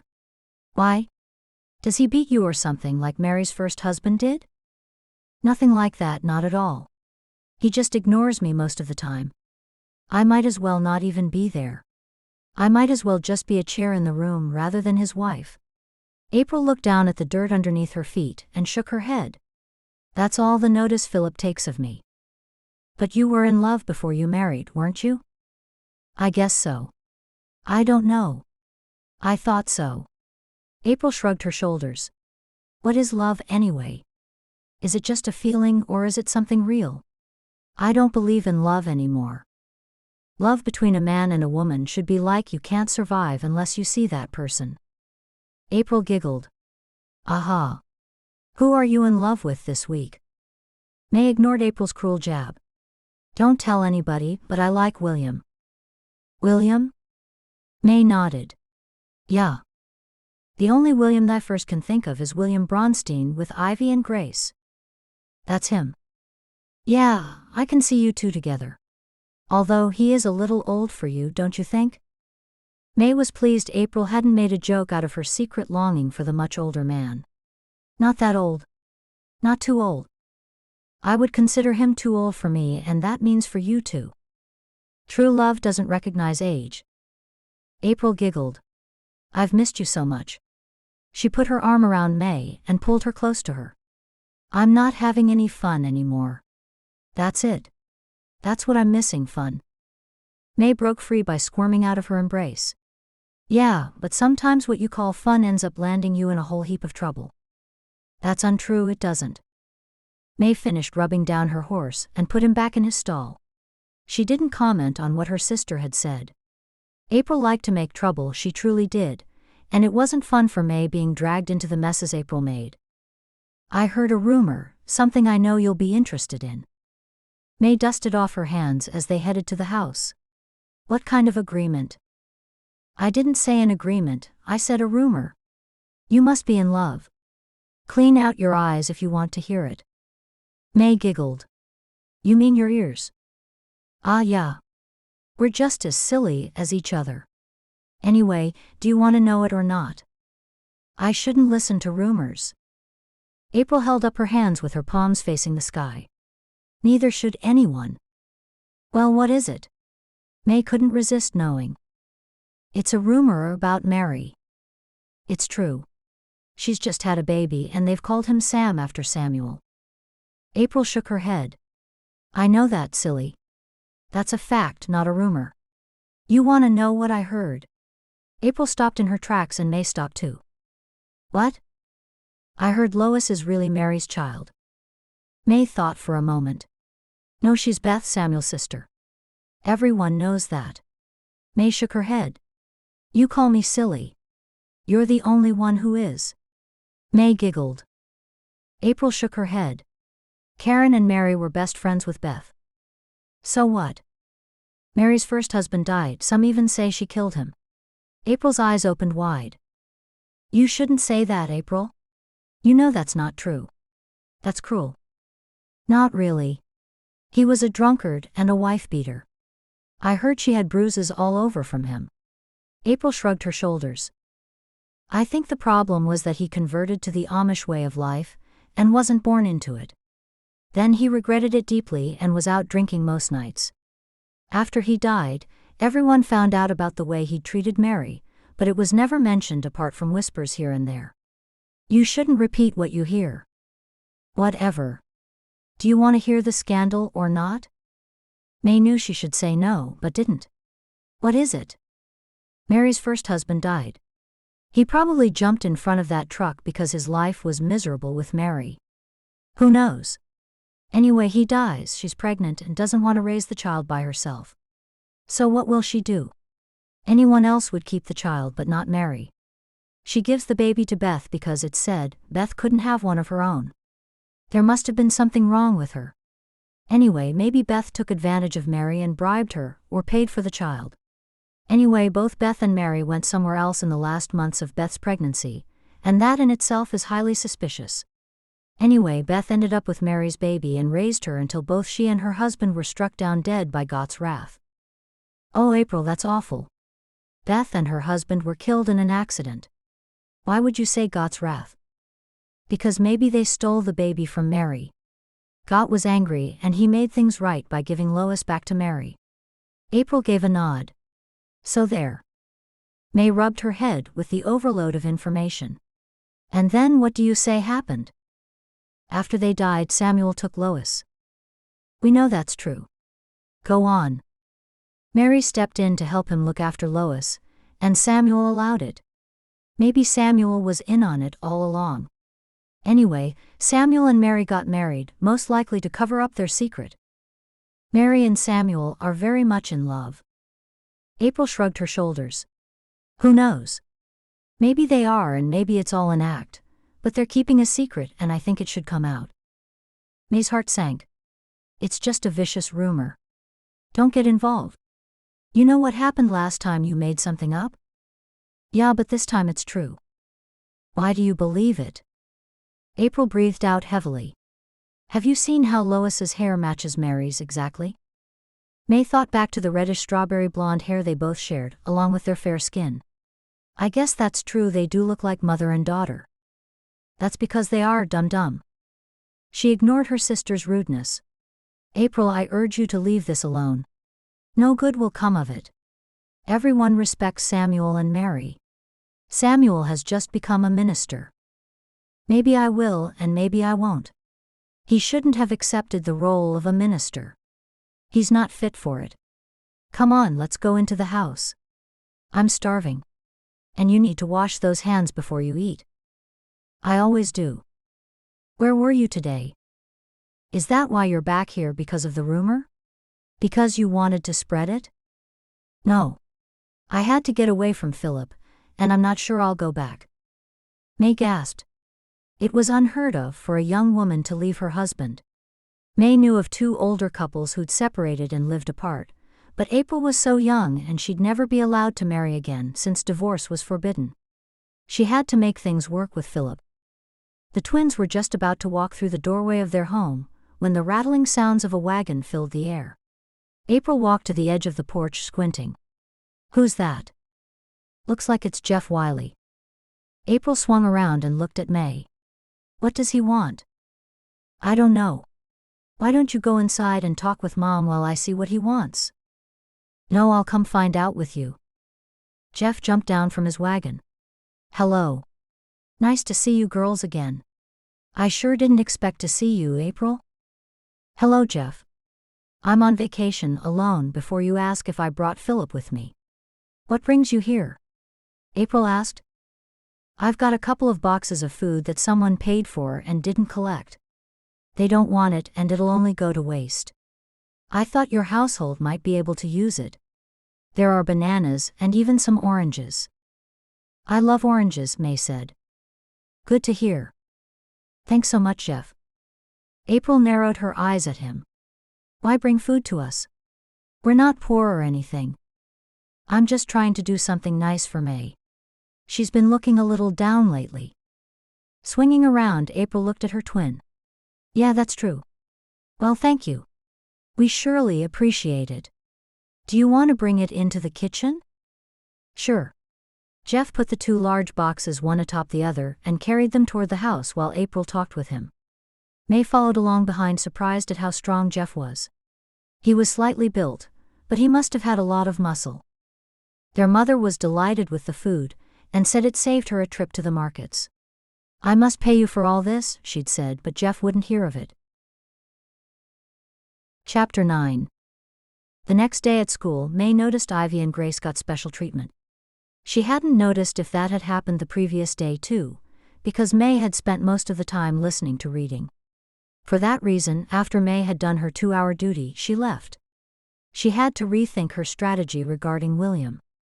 There was no point getting closer to William through his daughters, if Deborah was also doing that. As soon as she got home, April hurried over to the buggy. "Why don't we go somewhere today?" April had been asleep when May left earlier. "I've been thinking a lot about what you said yesterday. How do you know about Mary and who told you?" "I can't say." "Why not? If you can't say, then maybe it's all lies that you made up." "Let's just say a little birdie told me." May screwed up her face. "What does that even mean?"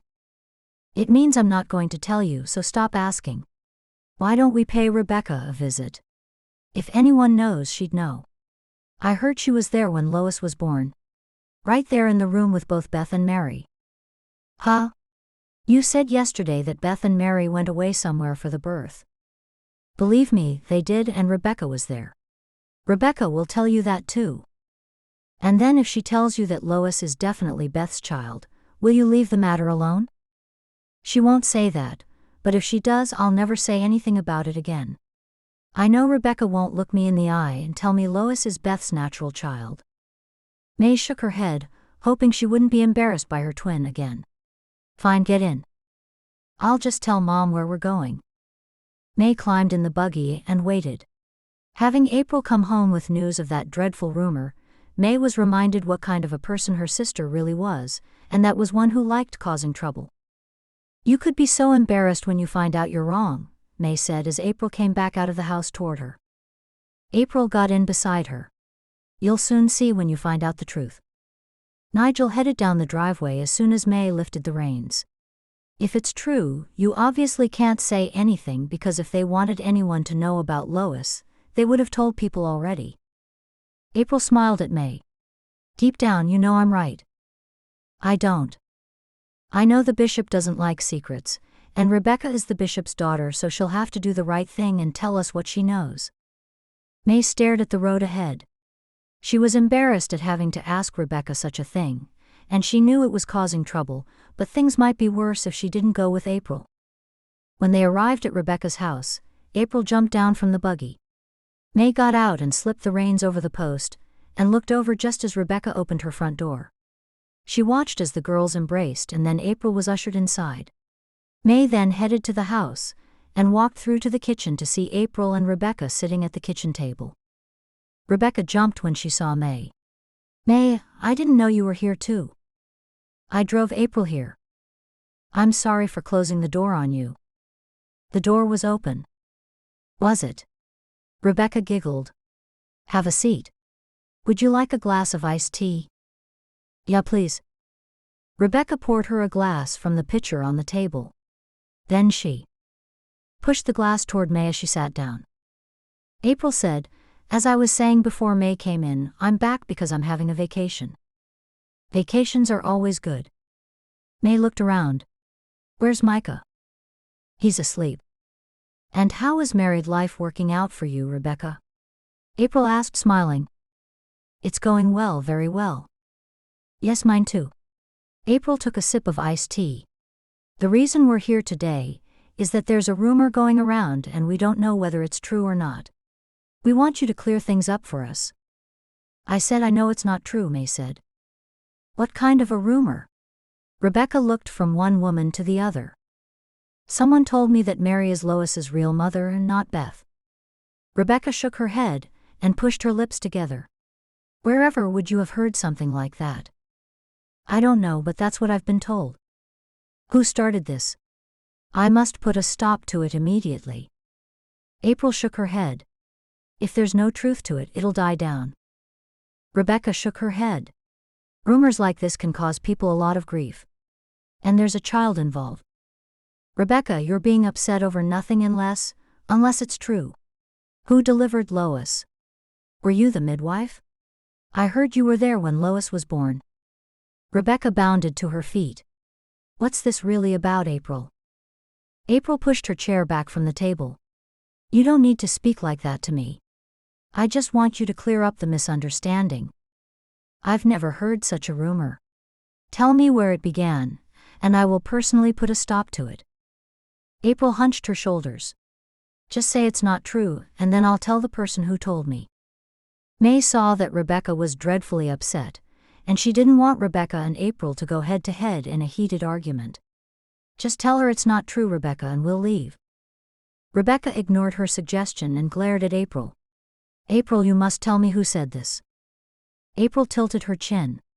"I don't have to do anything just because you tell me to." Rebecca sat down and licked her lips.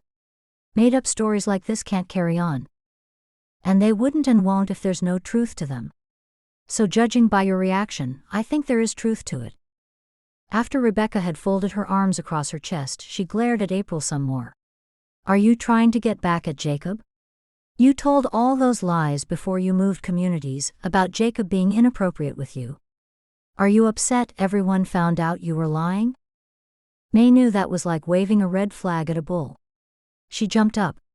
"Let's go, April." April took a sip of tea, acting as though she was as calm as anything. "You're not going to sidetrack me or upset me by mentioning a totally different issue. What you said just now is over with. If you'd told me I was wrong and that Lois was Beth's child, I would have believed you.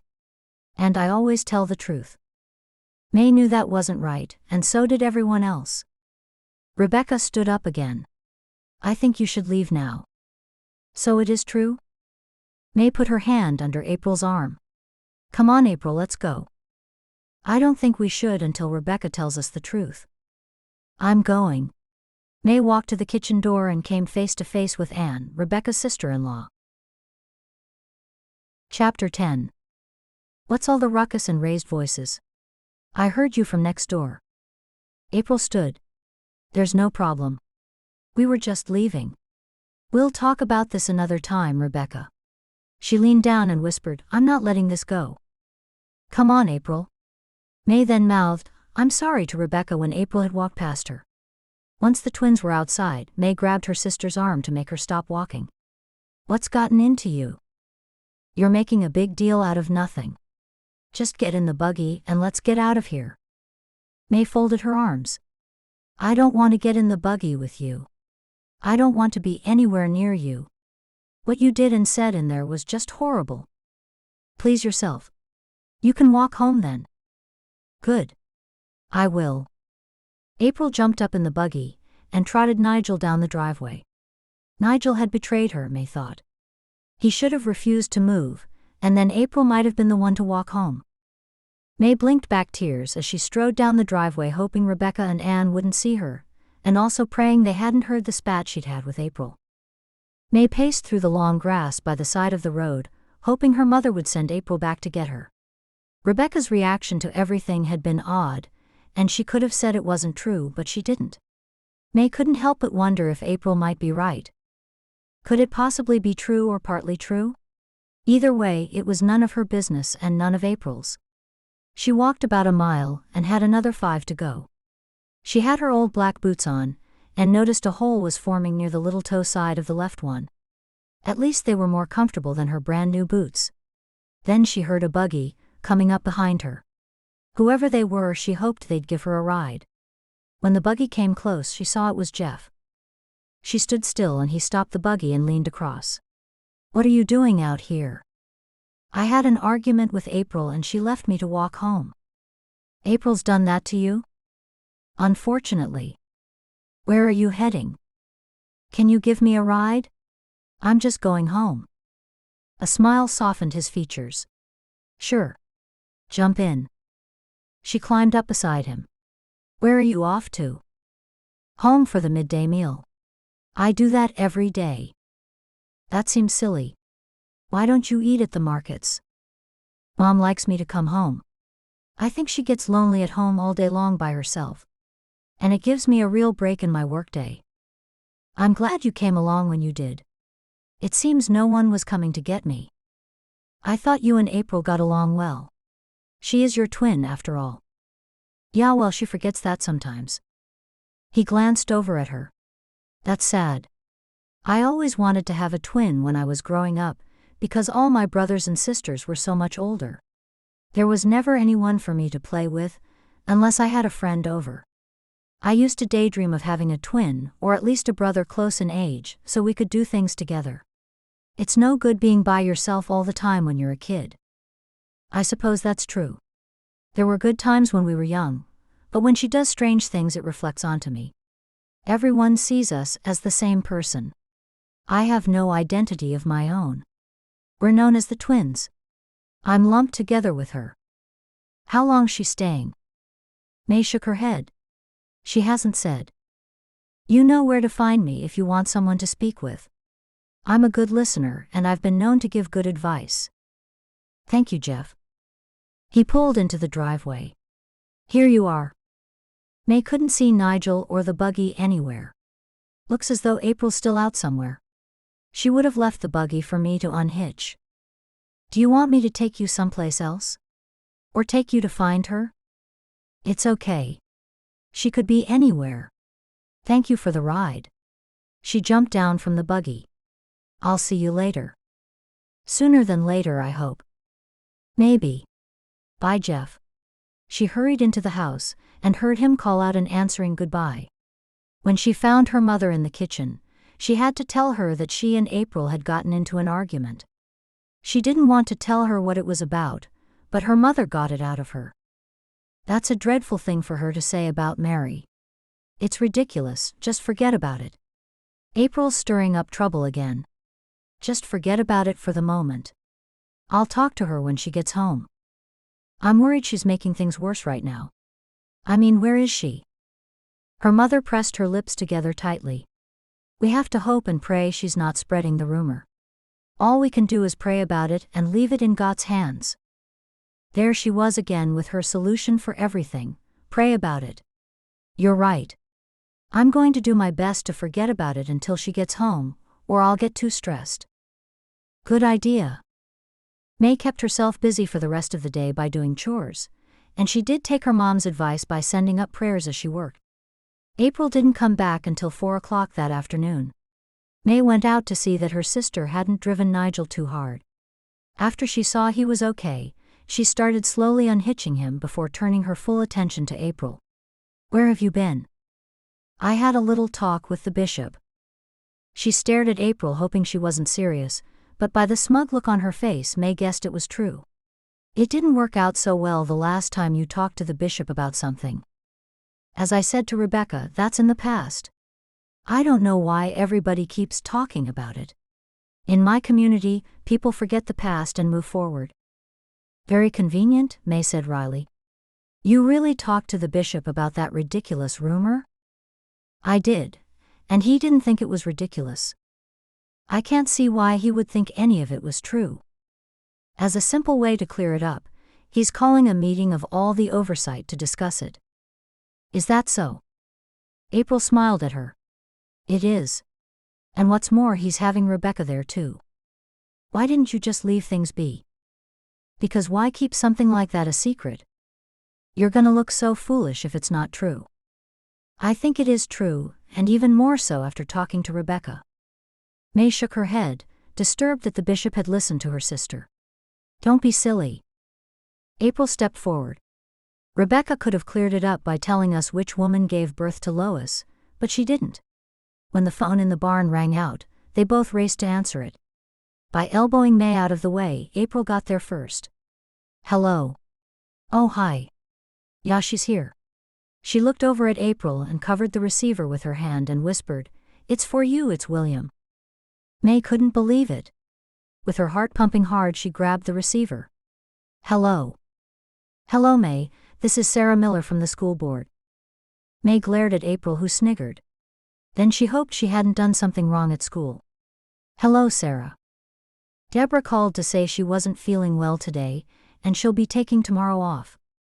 We're wondering if you might be able to fill in for her. She was immediately relieved. For the whole day tomorrow? Yeah, the whole day. I would love to, yeah. Sarah said, I'll bring the schoolhouse keys to your house tonight. Okay. What's wrong with Deborah? It seems she's caught some kind of a virus. I hope she'll be okay. These things sometimes only last a day or two. I'll see you soon. Okay, bye. She hung up and looked at April. April cackled. I got you good. What did she want? May shook her head at April, who still thought she was hilariously funny for telling May it was William on the phone. What's going on? April asked again. Deborah's sick, and I'm filling in for her at school tomorrow. April's face soured. What made you want to do that? You know I've been helping out there. I know that, but you never told me why. Because I like to help children. April threw her head back and laughed. You already told me why you're going there. The only person you want to help is yourself. It's all about William Bronstein. April, that isn't a good thing to say. I can't help it if it's true. May sighed. Just because April was devious didn't mean she had to act like her. Okay, I guess you're right. Someone suggested I get a job at the school because William's children go there, and it's a way of getting closer to them and to him. April rolled her eyes. That will take you forever, and meanwhile someone else can snap him up. Does he know you like him at least? No. I've never really spoken to him. April shook her head. How do you know you like him? Because, by watching him, and he seems really nice. I like the look of him. He's a lot older than you. So is your husband. Only by 2 years, and that's nothing. May sighed as she started unhitching the buggy. I didn't know any other way to get to know him. What about the barn raising? I heard there's one soon. No, that's tomorrow. I think Deborah likes him too. I hope she doesn't show up there if she's not well enough to go to school. I was looking forward to going to the barn raising. I was going to head there after my 2 hours at school tomorrow. She's ruined things there for you, hasn't she? She's blocked your chances. Does she know you like him? No, she couldn't possibly know. Are you sure? Quite sure. Just how many people have you flapped your gums to? May screwed up her face. How many people have you told? April asked through gritted teeth. May didn't know why April was acting so angry. Her mood seemed worse since she'd gotten married. Not that many. Only 2 people know. I hope things go well, but I doubt they will. Deborah sounds like she's moving in fast. April yawned loudly. I think I'll have a little rest before the evening meal. Aren't you going to help us prepare it? No, dumbhata. Why should I? I'm on vacation. I don't live here anymore, remember? I'm here for a well-earned rest. April stomped away, and May was hurt at being called a dumbhead. A long time ago, May had learned the best way to handle April was to keep out of her way. She continued to unhitch Nigel from the buggy, trying to let April's unkind words have no effect on her. Chapter 11. When May walked into the kitchen, her mother and April were in a heated discussion over April telling the bishop lies about Mary. Her mother looked up at May. Do you know what's going on? She's stirred up trouble with the bishop. I know. She told me. May sat at the table with them. The facts are the facts. I just don't know the smaller details of how it all played out. Their mother said, go on, tell me everything from start to finish. And I will have to tell your father. It doesn't bother me, April said. I've done nothing wrong. And neither have I, May was quick to point out, since she usually got the blame for whatever April did. April proceeded to tell her mother everything she'd told the bishop. Her mother stared at her in horror. You mean you said all that to the bishop? Yeah, I did. Who would have told you a dreadful thing like that? It's all true, Mom, April assured her. And I have to go to the bishop's place tonight for the meeting. Mom gasped. You're being called to a meeting of the oversight? I am. Then you'll probably be shunned, and you won't be shunned under this roof. You'll go back to Philip's community, and that community will learn everything. Their mother shook her head. This is awful, just awful. April screwed up her nose. You've got it all wrong, Mom, because it's true. Everything I said is true. But you're talking about Samuel, a man who is beyond reproach almost. Well, that's not so, and everybody will find out he's kept a lie going. Your father will drive you to Bishop Elmer's tonight. This better not be something you've made up like last time. If you're fibbing again, our reputation will be ruined. Don't worry, Mom, your reputation is quite safe, because I know what I'm talking about. It's true, and soon everybody will know, and the bishop will be thanking me. That'll make up for the mistake I made last time. Just you wait and see. May shook her head. Unable to keep quiet, she blurted out, I think it's dreadful what you're doing, and even if it's true, so what? People have the right to live their lives as they see fit. Mom, the secret must come out. I'm glad you agree with me. Mom shook her head at April. I certainly hope you're wrong, but either way it's going to be very dreadful for you and for us. I'm serious about you going back home. Of course I will. I intend to go back. I'm only here for a vacation, a little break. May stared at April, wondering why she would need a break from her husband since they'd only been married a short time. Their marriage had been a hasty one, and maybe she regretted it, as she'd more or less said before. There's another thing that confirms what I heard, April said to her mother. What is it? May and I went to visit Rebecca, who was there when Lois was born, and she didn't deny it. Her mother drew back from the table and looked at May. Is that so? Well, she didn't say it was true, and she didn't say it wasn't. The only reason she didn't deny it was that she was horrified April could make up such a fantastical story. Their mother looked at April. I wish you wouldn't involve yourself with things like this. You should leave things well enough alone. I hope this doesn't blow up in your face like the last time. Don't worry, Mom. I know what I'm doing. The bishop will thank me, you'll see. Is this your way for making up for last time? May asked.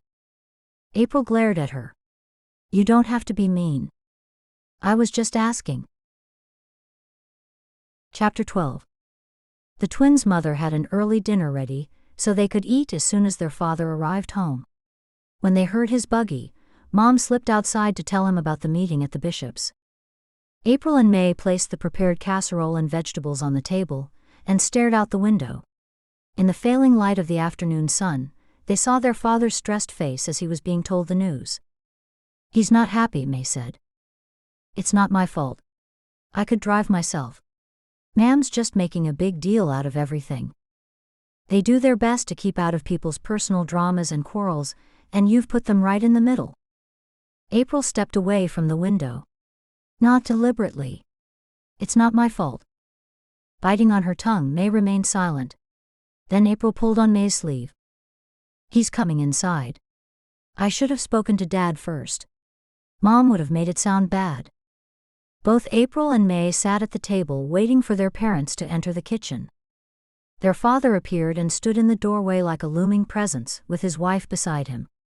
What have you done now, April? It's all true, and the bishop will thank me when he finds out that secrets were being kept. I know Bishop Elmer doesn't like secrets.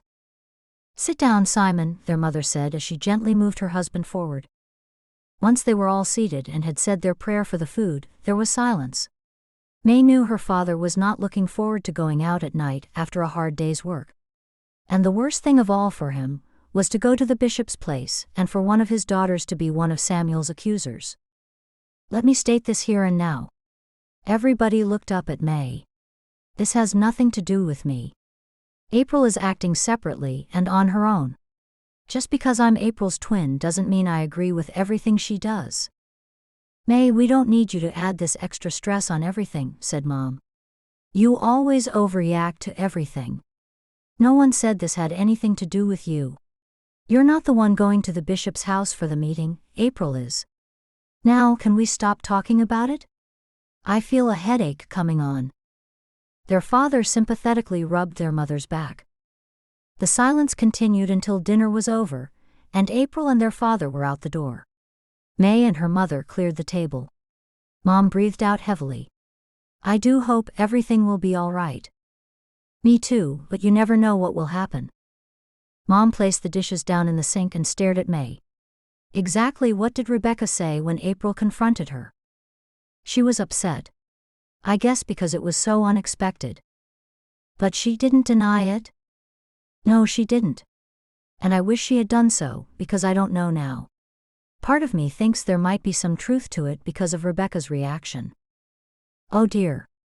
Mom shook her head. If it's true, it will be dreadful for us. Why do you say that? People will view us as the troublemakers and avoid us. April is the one who is doing it. And it reflects badly on us. Anything she does looks bad for us. There's what she said about Jacob last time. May nodded. Yeah, that was dreadful. But people don't blame us for that. Only because not everyone found out about it. If this is true, everyone will find out and then everyone will know. And the other reason why people didn't find out about Jacob was because April left to stay with my sister for a while. May cast her mind back to the day April left. She hadn't wanted to go, but she hadn't wanted to face the fruits of her false accusation. Mom finally talked her into going just for a few weeks, and when she got there she met Philip. Philip and she had gotten married quite quickly. Mom filled the sink with hot sudsy water, then switched off the faucet. All we can do is wait and see what happens tonight. Chapter 13. Rebecca was full of nerves as she traveled to her parents' house. She'd answered the phone in the barn just a few hours ago, and was surprised it was her father. He told her she needed to be at this meeting. All he'd said was that accusations had been made toward Samuel and Mary regarding Lois. Rebecca had no idea how anybody had found out. She hoped that Samuel and Mary didn't think she was the one who had said anything. When she stopped by the front of the house, she was surprised to see April getting out of a buggy. April must be the instigator of this. Perhaps it was a coincidence, but Rebecca knew that couldn't be the case, not after the way April had talked earlier when she and May had stopped in to visit her. April glanced over at her, and was then ushered inside by April's father, Simon.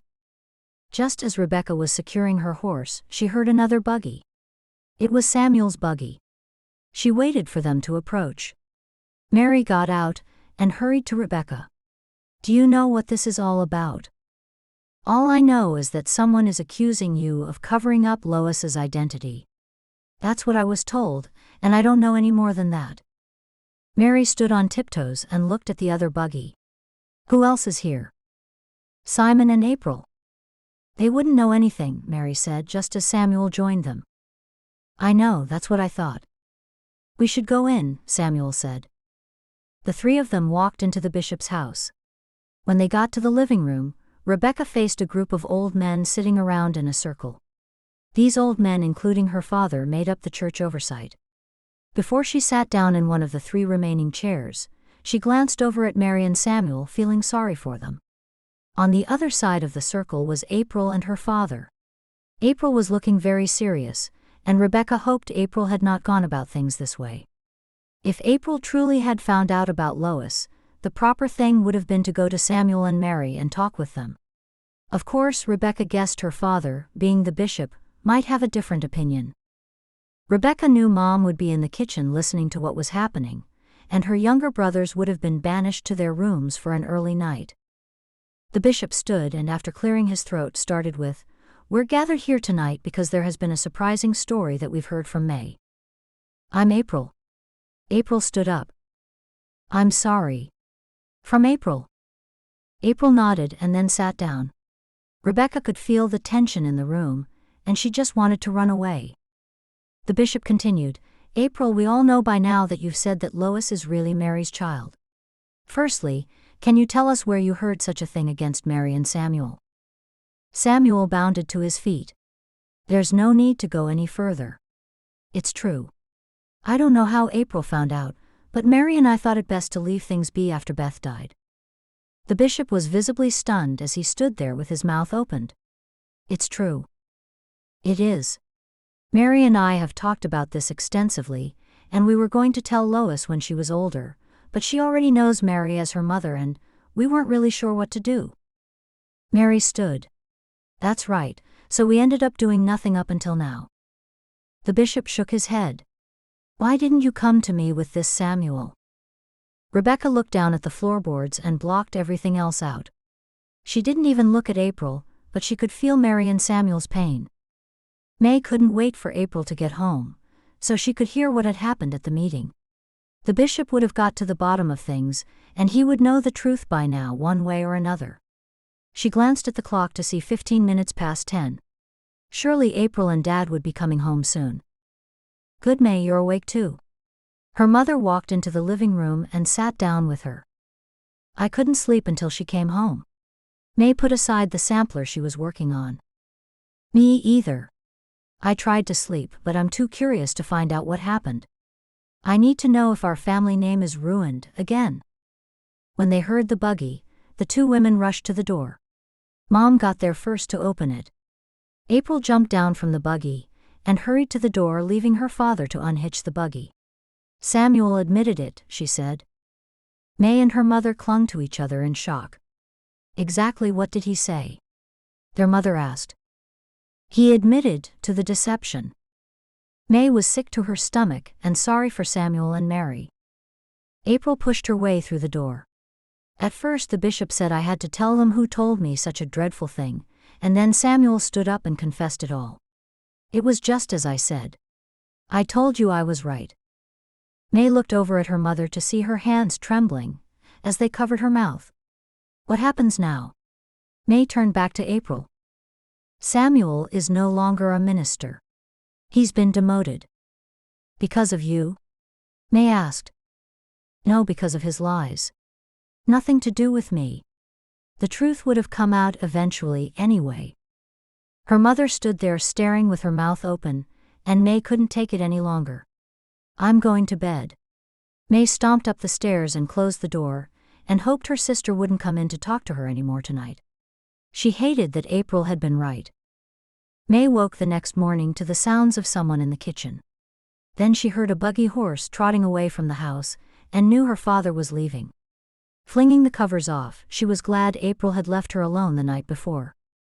May ate a quiet breakfast alone since her mother and April were still in bed, and then she headed to school early.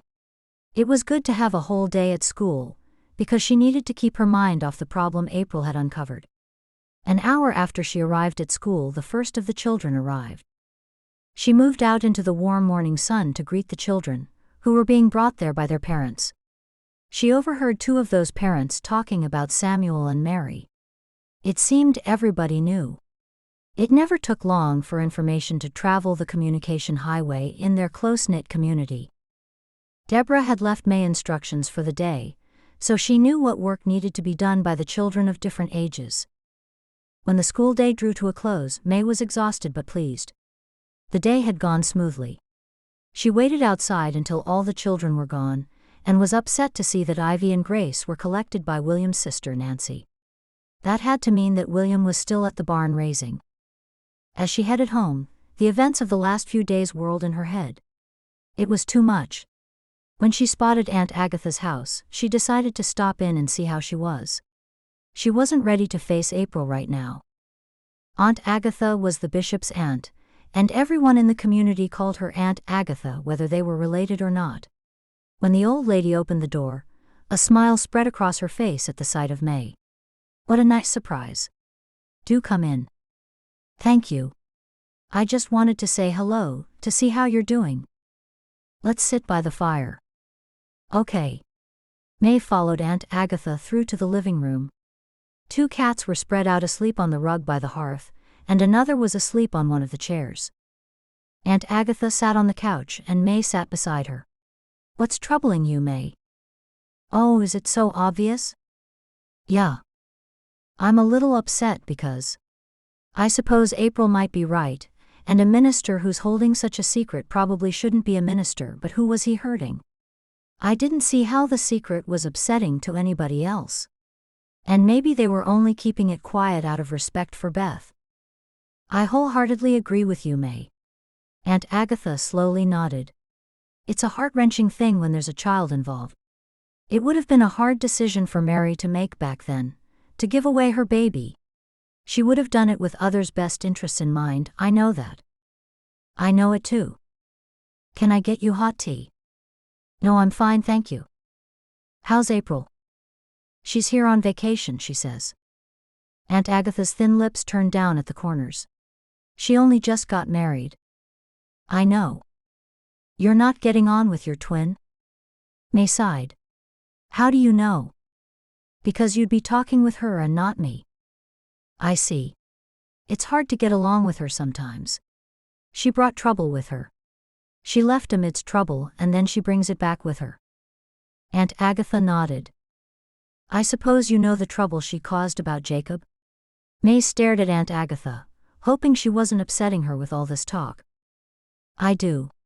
I hear everything that happens. I'm sorry to say it, but I wish April had never come back. Is that so? May nodded. Yeah. Well, leave it to me. May was taken aback. What are you going to do? Something. Really? Aunt Agatha's mouth twitched at the corners. What are you going to do? Never you mind. May gave a little laugh, and she felt better for talking with Aunt Agatha. I just might have that cup of tea, if you have the time. Yeah, come into the kitchen. I had just boiled the kettle before you arrived. May followed Aunt Agatha into the kitchen, and behind her walked two of the cats. It seemed they were following Aunt Agatha. May sat and had tea with Aunt Agatha, but the elderly woman never told May what she had planned. Chapter 14. When May got home, she rushed to find April, who was sitting in the kitchen shelling peas for dinner. What happened at the barn raising? Was Deborah there? May sat down at the table. April's lips pressed firmly together. She came there around 3 o'clock. I knew it. I just had a feeling she'd do that. She probably wasn't sick at all. May reached forward and grabbed a few peas and popped them into her mouth. More than likely. April nodded. Because she spent a good part of the time talking with William, who'd finished his shift by then. Who told you about Lois? April licked her lips. Well, it was the midwife, indirectly. She was Marilyn's cousin. Rebecca was only a trainee midwife at the time, and was getting experience working with her. Anyway, I'm good friends with a woman who's the other cousin. May held her head. It's so confusing. Not at all. The midwife who was at Lois's birth has 2 cousins. One of them is Marilyn, our community midwife, and her other cousin is my friend. Wasn't the midwife sworn to secrecy? May asked. If she was, she didn't take notice. I don't think she thought it would ever get back if she told her cousin. I suppose she wouldn't have known it would get back to someone who knew Mary. Did she name names? No, she didn't. But I recognized all the people by the story she told. May sighed. I feel so sorry for Mary and Samuel. Well, good for you. Will you make me a cup of hot tea? May bounded to her feet. Can you tell me more about the barn raising? There's nothing to report. It was just a regular barn raising. May filled the tea kettle with water, and once she had set it on the gas stovetop, she sat down again with April, hoping to learn more. Tell me about William's reaction to Deborah. Did he seem like he liked her? It was pretty hard to tell. He was smiling a lot, though. May shook her head. That's something I didn't want to hear. Do you want me to lie to you? It's okay. I have to go to school early again tomorrow morning, because I have the keys to the schoolroom.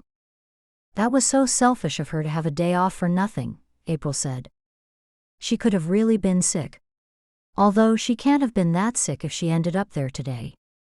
April leaned across her and whispered, Is Mom really angry with me? She just went straight to bed without barely saying 2 words to me. She's worried about what people will think of us now. They'll be pleased that I called attention to the lie that's been going on for years. May shook her head. I don't know about that. I think she might be right. We'll soon see.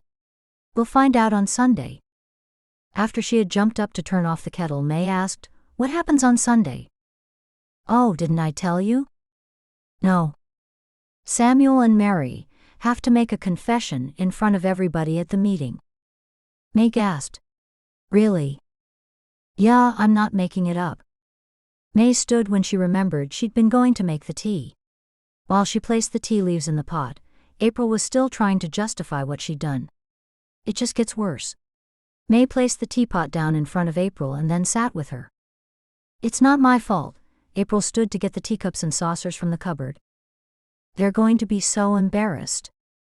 Can't you see that it's better this way? I don't know what your problem is. May jumped to her feet. I should get an early night because I've got to wake up early for school. Wait. Aren't you going to have tea with me? No. All of a sudden, I've grown very tired. Good night. But who's going to make the dinner for Dad? You will. May hurried away without waiting for April's response. The next day, May got to school well before Deborah and started marking the papers that she hadn't gotten around to from the day before. Working at the school had been good for her, keeping her mind off April. The morning went well, with May helping Deborah as usual. May left around lunchtime and headed home. Friday afternoon was when they normally went to the store, and May had left a note for her mother to wait for her. May headed into the house. "Mom, are you ready?" April came running out to her, grabbed her arm and pulled her back out onto the porch. "Stop it. What are you doing?" "Philip's here." "He's here?" "Yeah. He's come to take me back with him." May smiled. "That's so sweet. He's missing you." "No, he's not. Aunt Agatha told his mother he should fetch me, and then she said I was causing trouble here." May gulped, and hoped April didn't know she was the one who had talked to Aunt Agatha about her. "You had to go home sooner or later." April wiped away a tear. "I'm just not ready to go now. Philip's insisting I go back tomorrow. I won't even get to hear what Samuel and Mary say on Sunday." "That's an awful thing to say. Why would you be pleased about wanting to see them have to make their confession in front of everyone? It's like you're taking delight in their sorrow." "I just want to see it through. That's all. I'll write to you and tell you about it." "When are you leaving?" "Tomorrow morning. This is just awful. I've been talking to Mom all day and she's still upset with me. I thought she would have seen things my way. Everyone's got their own opinions about things." April tugged on her sleeve again. "We should go inside. They'll think we're talking about them." "We are." The twins giggled as they walked back inside. May was determined to put their differences aside and make the most of her time left with April. That was lots easier to do knowing April was going back home in the morning. Chapter 15. Early the next morning, May stood beside her parents as they waved goodbye to Philip and April riding off in a taxi to the train station. Philip was perfectly lovely, and May didn't see why April had been so reluctant to go home. He genuinely didn't seem to notice April's flaws. Since they hadn't gotten to the markets the previous day, May shopped with her mother that morning and then spent the rest of the day baking. May wanted to reach out to Mary and tell her how sorry she was about everything, but she knew her mother would not approve of her sticking her nose into things. Her mother's opinion was always to keep out of situations. Sunday came too quickly for May. After the preaching was through, the bishop said that Samuel and Mary had a confession to make. May's heartbeat quickened as she watched the couple walk to the front of the room. With Mary by his side, Samuel made his confession that Lois was not Beth's child, and he had only found that out after his sister's death when Mary came to care for Lois as her nursemaid. May looked around the sea of faces. Nobody seemed shocked because everybody already knew, but nevertheless, Samuel had to make his confession and apologize to the community on behalf of himself and Mary. Mary stood there with her arms down by her side looking glum. Lois was in one of the bedrooms with the other younger children, who were being looked after by a couple of the older ladies. May was glad Lois couldn't hear what was said. At least now Lois would grow up knowing the truth that Mary was her real mother, and Beth had looked after her for a short period of time. "Would you like to say something, Mary?" the bishop asked. Mary looked up. "Yeah." She stepped forward and told her story and the reason she had given Lois over to Beth. May wiped away a tear, and when she looked up, she saw she wasn't the only one crying. "Thank you." The bishop then said a few words to smooth things over, and then he announced that Samuel would no longer be acting as a minister. May knew that both Samuel and Mary were suffering.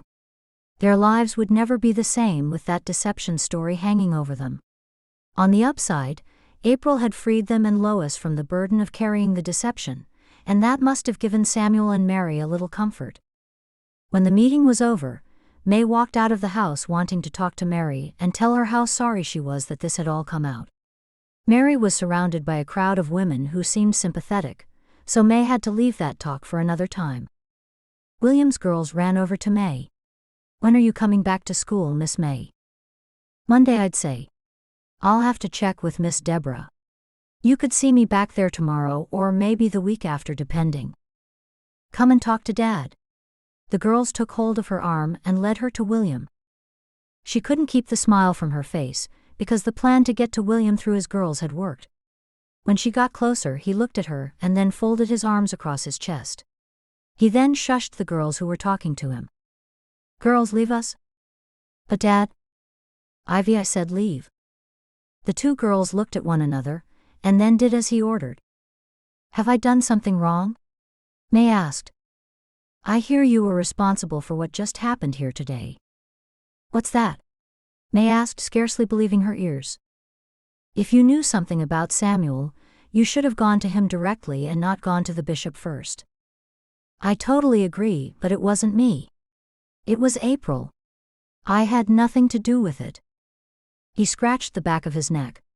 Well, if she knew about it, surely you knew about it. Yeah, but it wasn't my place to say anything. She told me about it, and I didn't want her to make trouble. You should have gone to Samuel and Mary. The way this has happened is not right. I totally agree, but I can't be held responsible for my. You are responsible. Did you hear what I said? She stared at him, shocked that he was blaming her and judging her. So if I hear gossip, I'm supposed to go to the person gossiped about? No, I will not. I will keep out of it and not spread it further. I think you and I do things a little differently. I don't think you should be looking after the children in school. I'll talk to Deborah about that. Don't bother, if you have that attitude, I won't go back and I'll talk to Deborah myself. She walked away from him, and to the other end of the yard behind a crowd of people. Then she felt a hand on her shoulder and turned around. It was her mother. What's upset you? Just a father of some of the school children. He said something horrible. He's blaming me because I knew about Samuel and Mary, and I didn't say anything, but I didn't know it was true. Don't worry, I think you did the right thing. Do you? Do you really? Her mother nodded. I do. Don't worry about the nasty things people say. He didn't want me working at the school, so I don't want to go back. I will never work there again. You can't let him stop you. That's ridiculous. Who said that to you? She shook her head as she fought back tears. She had enjoyed working with the children. I'd rather do something where there are no barriers. I'll get a proper job, a paid one. Of course you should if that's what you want. Jeff was nearby and joined the conversation. Looking for a job, May? I am. My vatter's looking for someone a few hours a day. Her mother smiled at her. Excuse me. When her mother left, May said, Thank you, but I'm not sure what I want to do, and the next decision I make must be the right decision. Fair enough. The offer's there. I will personally recommend you, and Dad will give you the job on my say-so. Thank you, Jeff. You've been very kind. I saw you talking to William. It looked like he had a problem with you. He was upset over something. I don't think so. He seemed upset. She shrugged. It had something to do with Samuel being embarrassed. He thought I should have said something to Samuel, rather than keep quiet about what April found out. Do you want me to talk to him? Because I will. She smiled at the image of the slightly built Jeff, speaking to William, who towered over him. It's okay. I appreciate it, but it's fine. Where's April? She's gone back with her husband. He came for her and they left yesterday. Oh, that was a quick visit. It was. She came, caused a huge problem, and then left. Perhaps it was all for the best that it came out. She nodded. I think you're right. Sometimes things happen for the best. All things work together for good, he said, quoting a partial scripture. On the ride home from the meeting, May noticed her mother's attitude toward her had changed completely. She'd been ignored while Mom complained to Dad about what people had said about Samuel and Mary.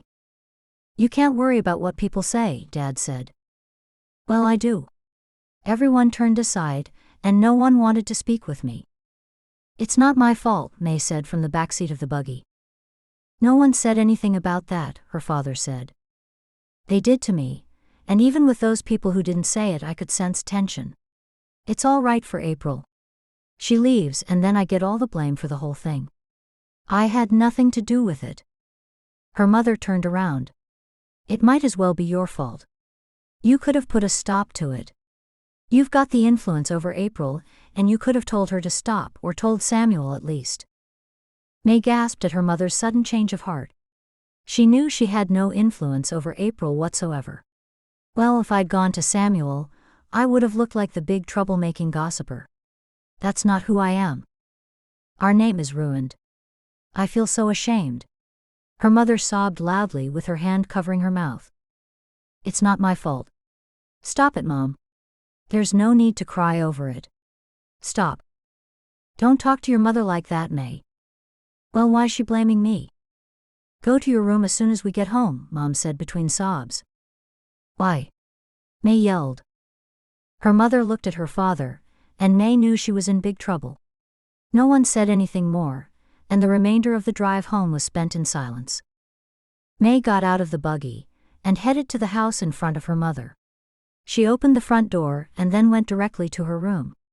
After she lay down on her bed for a while, thinking how awful her life was, she got up and looked out the window. It was unbelievable.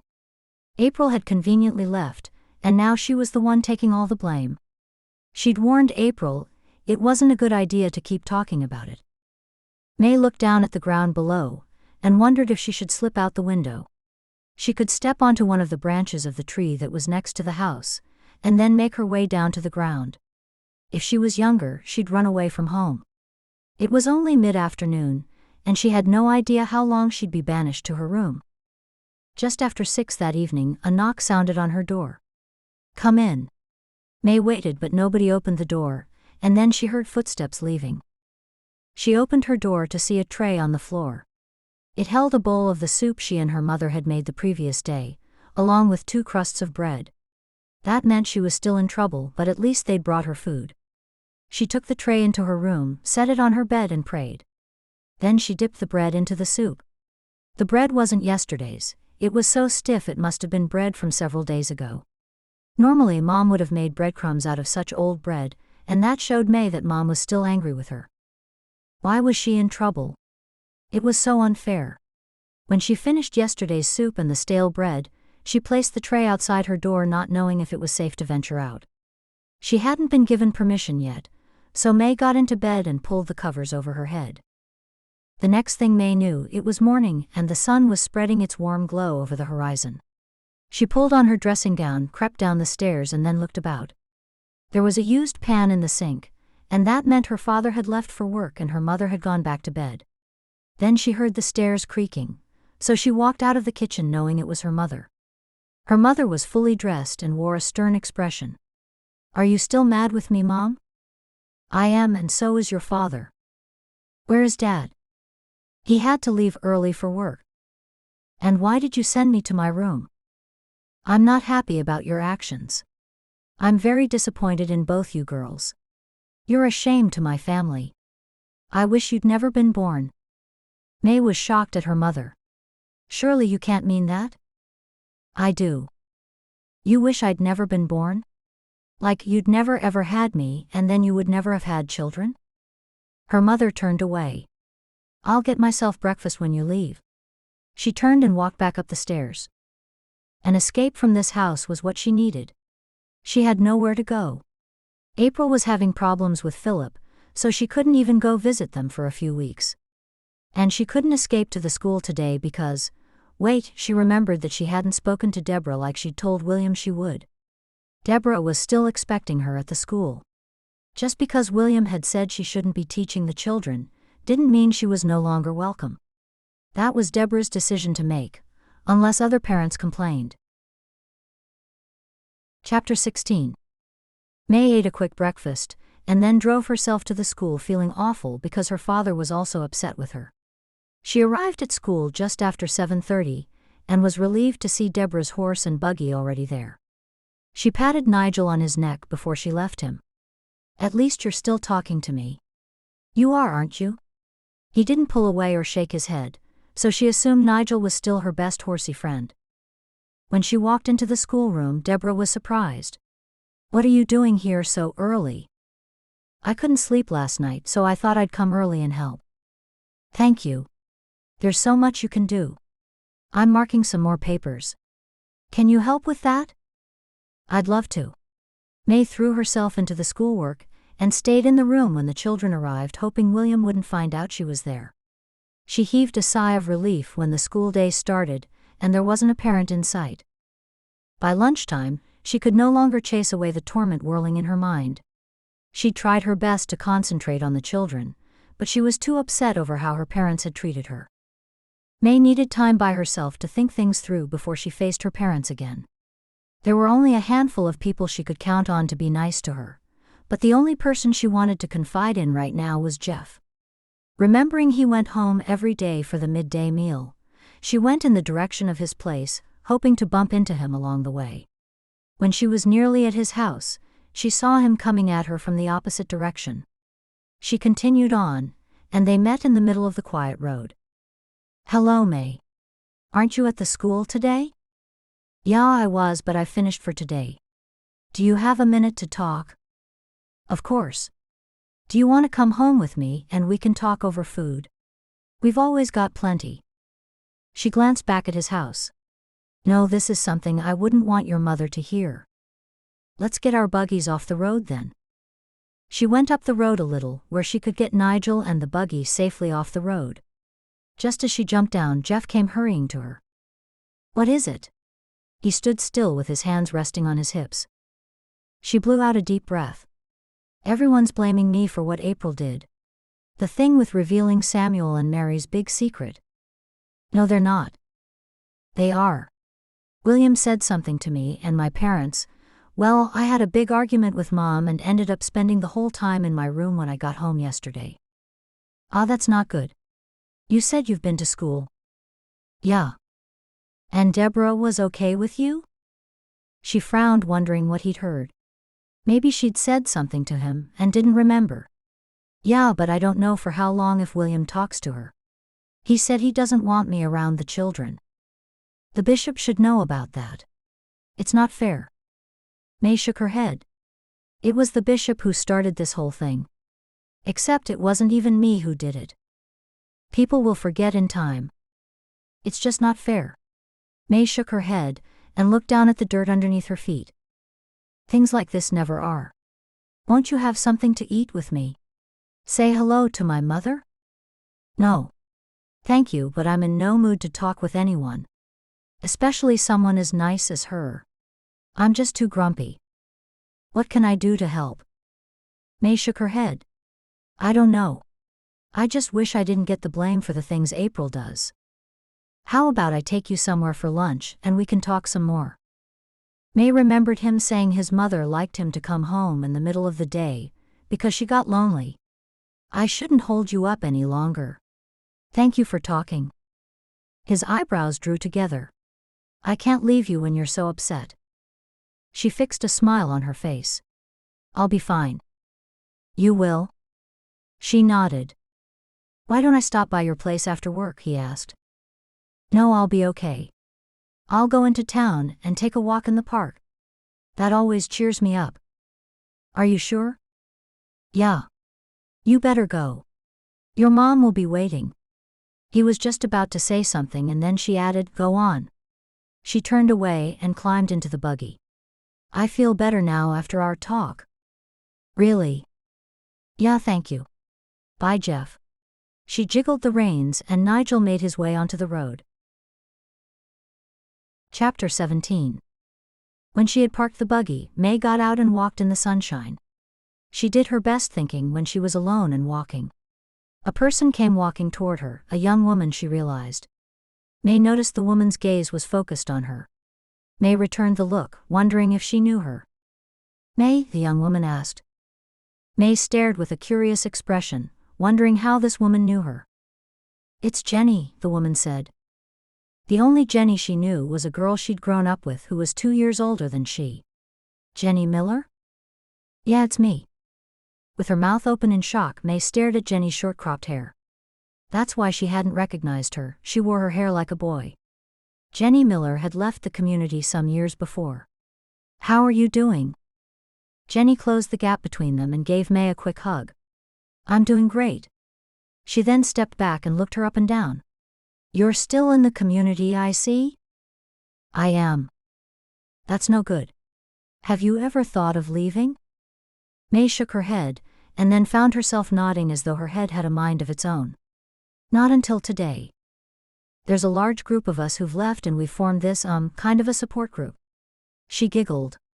It's an unofficial group. We're all about the same age, a little older than you. You know it's a cult, don't you? What is? She knew what Jenny meant, though. She'd heard people call the Amish a cult before, but she knew it wasn't. Their members were free to leave if they wanted, and no one controlled their minds. The Amish. May shook her head. I'm not sure what you're talking about. Jenny stood taller, pulling her shoulders back. They tell you what to think, and how to feel and how to react about everything. Everyone needs their free will. God gave everyone a mind, but the Amish don't want to know about that. I don't know if that's right. You don't know that's right because you've been brainwashed. Once you're out of it, you'll become normal. Out of the community? May stared at Jenny, wondering if this was her answer. Was there a way to God, and also to inner happiness, outside of the world in which she had been raised? You said you thought about it today. Yeah, because I just had a huge argument with my mother. May trembled, preferring not to think about it. What about? May shook her head. It's silly, really. Tell me. Anger and dismay washed over her as the despair clouded her mind. April did something, and then all of a sudden everyone's blaming me. It always happens like that because we're twins. I get lumped in together with her. People don't understand we're two different people. We're not just the twins. I can see why that would be hard. It is. Is it something that will be okay after a time? I mean, did your mother throw you out of your house? No, but I'm sick of the way my folks treat me. It's all part of it, May. They've been brainwashed too. Listen, if you want to leave, I've got a spare bedroom in my apartment, and I can get you a job as a waitress. May's fingertips flew to her mouth. She had often thought about having a completely different life. This was her chance, and it was being offered to her. She didn't have anything to lose because William didn't like her. He'd made that clear. And her parents would be happy to be left alone, just the two of them, she was certain of that. It certainly sounds tempting. Take the plunge, what do you have to lose? There's a whole world you know nothing about. I can't believe you've never been on Rumspringa. Every young person's supposed to try the English life, otherwise how can they make an informed choice to join the community? This support group, you made it sound like none of them ever intend on going back. No, they don't. Others come to us and then return. Becky Fisher was staying in my place for a whole year. Oh, I didn't know. She's getting married soon. It cleared her mind, and then she felt she wanted to go back, and she did. Nothing was keeping her here. We don't stop people if they want to live the Amish life. May sighed. But if I die when I'm on Rumspringa, I wouldn't be on the narrow path. That's just a bunch of lies to keep you doing what you're doing. I'm not so sure about that. That's what I believe. I respect that you believe differently. But what about April? May was slightly annoyed. What did April have to do with her? She's married and she's moved communities.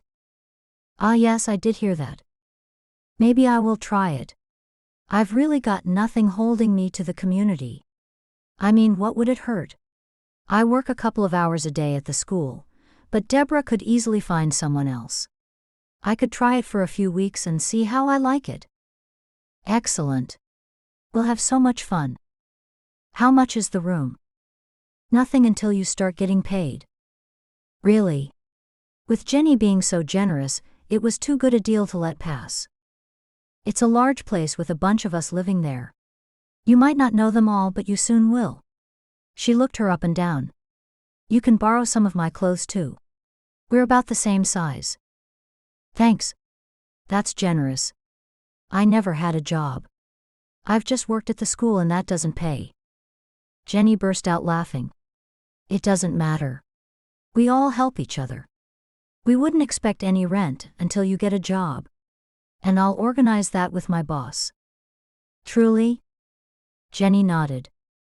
May took a deep breath and then blurted out, "Okay, I'll take you up on your offer." "Excellent. It was fate, me running into you today. How about I get Ralph to collect you this afternoon?" This all sounded too good to be true. She wouldn't have to put up with her mother's frosty attitude or the angry stares from her father. That always happened every time they disapproved of her. "About what time do you think?"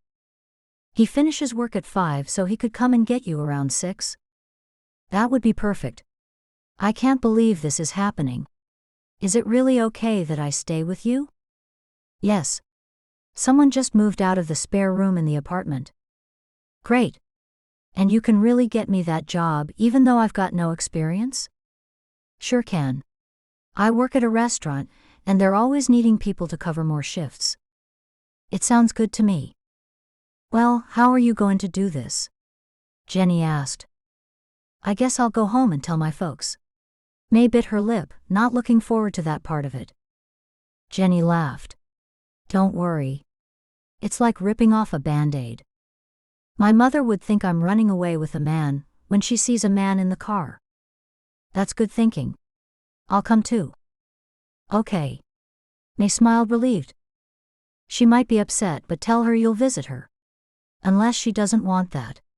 Some Amish parents won't talk to their children until they come back from Rumspringa. And never if they don't come back. I don't think mine will be like that. I'm sure they'll be glad of the break from me." "Okay, well, whatever. We'll be there about 6:30, all right?" "Yes, but are you sure it'll be okay, me staying with you?" "It'll be fine. I'll see you tonight." Jenny leaned in and touched May on the forearm, giving her a bright smile. May turned around and headed back to her buggy, feeling she had a good reason to be happy. This was her chance at freedom, and her chance to grow up away from her parents and away from the community. She climbed into the buggy with one regret. With them collecting her in a few hours, it didn't leave her time to talk with Mary. May wanted Mary to know that her leaving had nothing to do with how she felt about April's revelation. She didn't want Mary and Samuel to hate her as well. When May got home and told her mother the news, her mother was upset. May explained, "The bishop says people can go on Rumspringa. It's expected that all young people do." "I know that, but you and April always said you wouldn't." May was more than a little annoyed to have April mentioned again, when she was talking about herself. "I've changed my mind." She moved forward and put her arm around her mother's shoulder. "I won't be far away. First April goes and now you. I only have your father left, and what if something happens to him?" Her mother sobbed. "It won't. If something does, I'll come back." It was heart-wrenching for May to think of leaving her mother and father, even though she'd been cross with them and they'd had this falling out. On the tick of 6:30, a car pulled up in the drive. It was an old blue car and smoke was pouring from the exhaust so badly, May hoped the car would make it into town. Thankfully, her father didn't say anything about it. She hugged both her parents goodbye, as the two of them stared in shock at Jenny and her short hair. May knew they were hoping she wouldn't cut her hair, although neither said anything. With a bag of clothing tucked under her arm, May got into the back seat with Jenny. "You made it," Jenny said, as the car chugged back down the driveway. "I did. You remember Ralph, don't you?" "Yeah, hi Ralph." "Hiya." Ralph gave a little wave. May's best recollection of him was that he would be in his mid-20s now, and he had always been a loner. He'd left the Amish some time ago. All the way to the apartment, Ralph and Jenny were talking about the people who lived with them.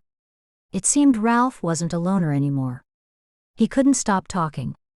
May wasn't used to single men and women who weren't siblings living under the same roof. They told her there were 6 of them in all, and she was to be the 7th. "It must be a large place." "It is. We're kicking Paul out of the room you're taking over because he's been there 6 months and hasn't paid rent. He'll have to stay on the couch." "Oh, I don't want to disturb anyone." She wasn't sure if she remembered a Paul around her age from the community. Ralph laughed. "Don't worry about him. He loves the couch. He's there all day and half the night playing video games. He's so lazy. He won't have the irritation of having to get up to go sleep in the bedroom.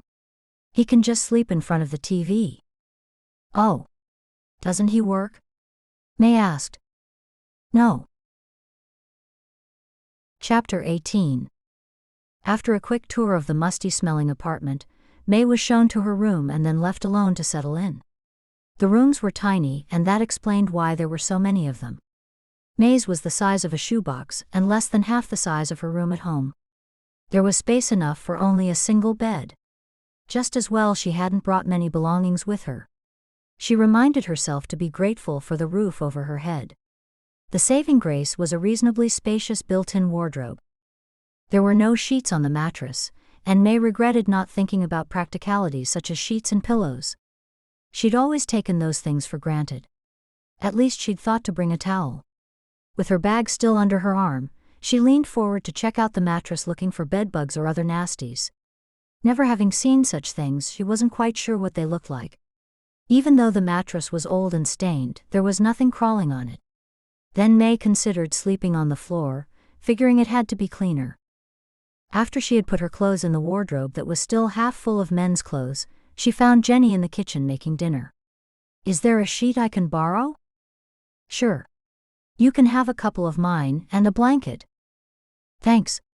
I didn't think to bring any." "We're not in Kansas anymore, Dorothy," Paul yelled out from the couch. "Ignore him," Jenny said. "We all do." "Shut up," Paul said with a laugh. As much as he was outwardly jovial, May was pretty sure Paul resented her for taking his room. "What's for dinner?" May asked. "Oh, we all make our own. I forgot to tell you that. I'll share with you until you get on your feet." "Thanks, Jenny. I'll pay you back." "No need. We all help each other. You'll find sheets and all that in the cupboard in my bedroom," she repeated. "Help yourself." "Thanks." After May made her bed, including a spare pillow from Jenny's cupboard, she came out to the kitchen to talk with Jenny. "Dinner's cooking," she said.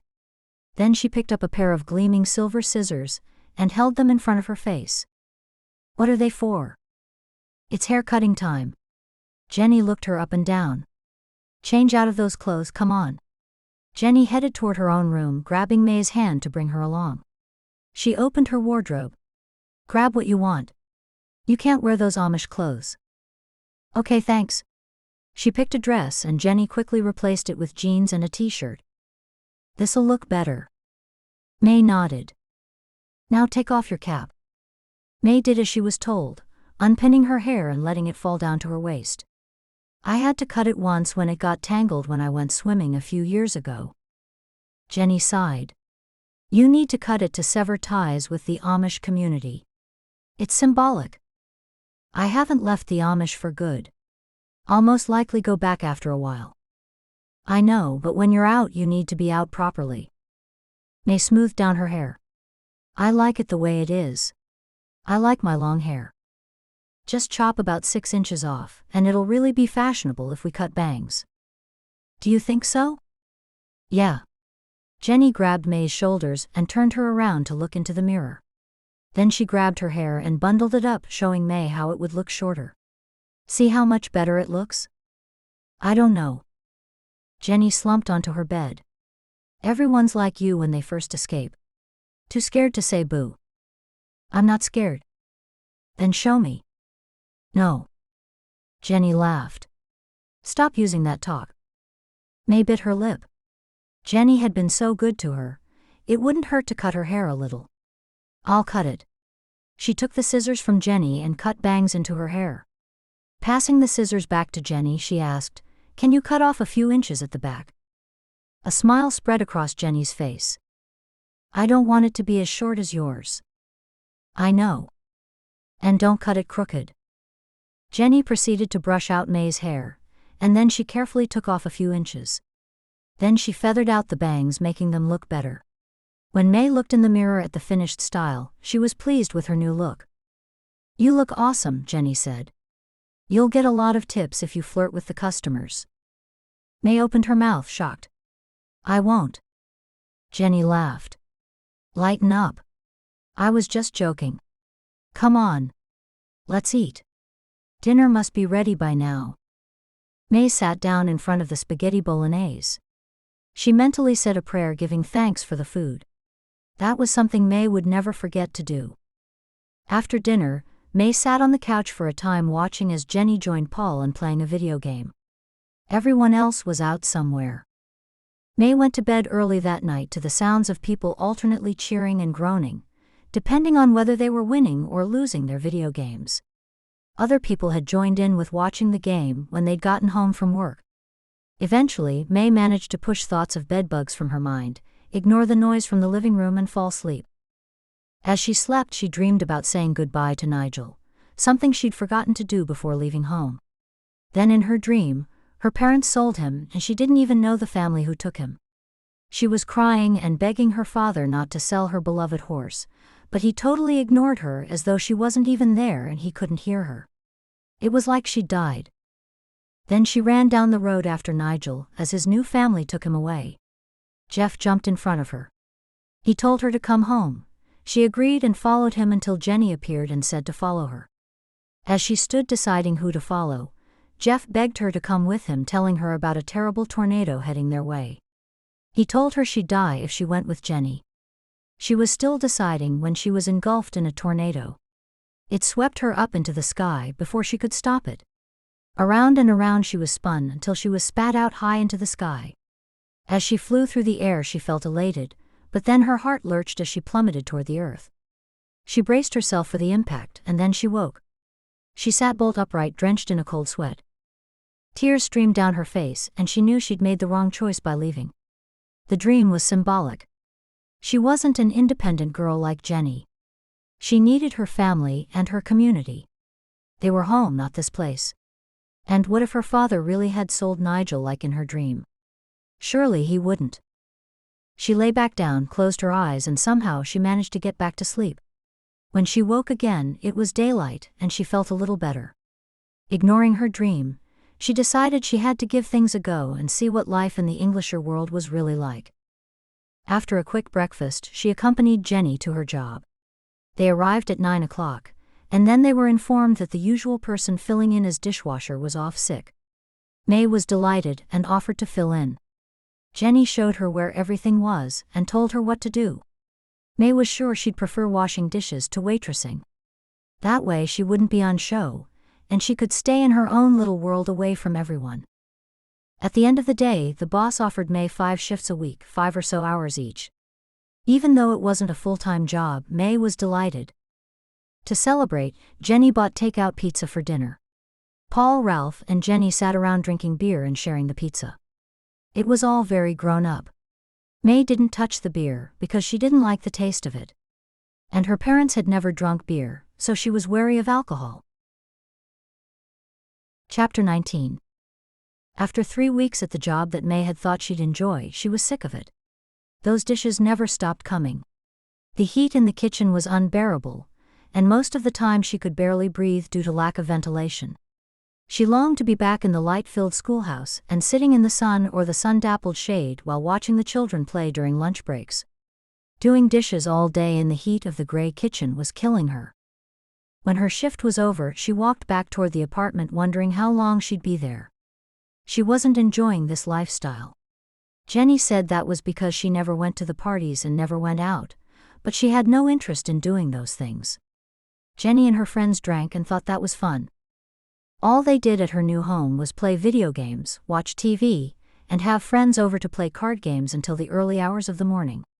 As she walked, the wind blew her hair across her face, annoying her. That wasn't the first time she'd regretted cutting it. Her mind drifted to how her parents had treated her, and to her argument with April. The whole thing had been April's fault. Why couldn't they see that? She was about to cross the road when she saw a horse and buggy in the distance. With her breath held in her throat, she waited to see if it was someone she knew. When it drew closer, she saw it was Jeff. She couldn't have been more pleased to see him, and she stood on the side of the road and waved at him.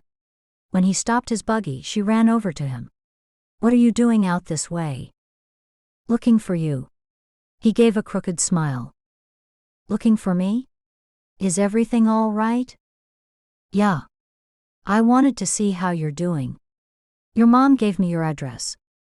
"I'm doing okay. You want to come see my apartment?" "Sure. Jump in and take me to it." She climbed up next to him, and then figured she didn't really want him to see the dark and depressing place.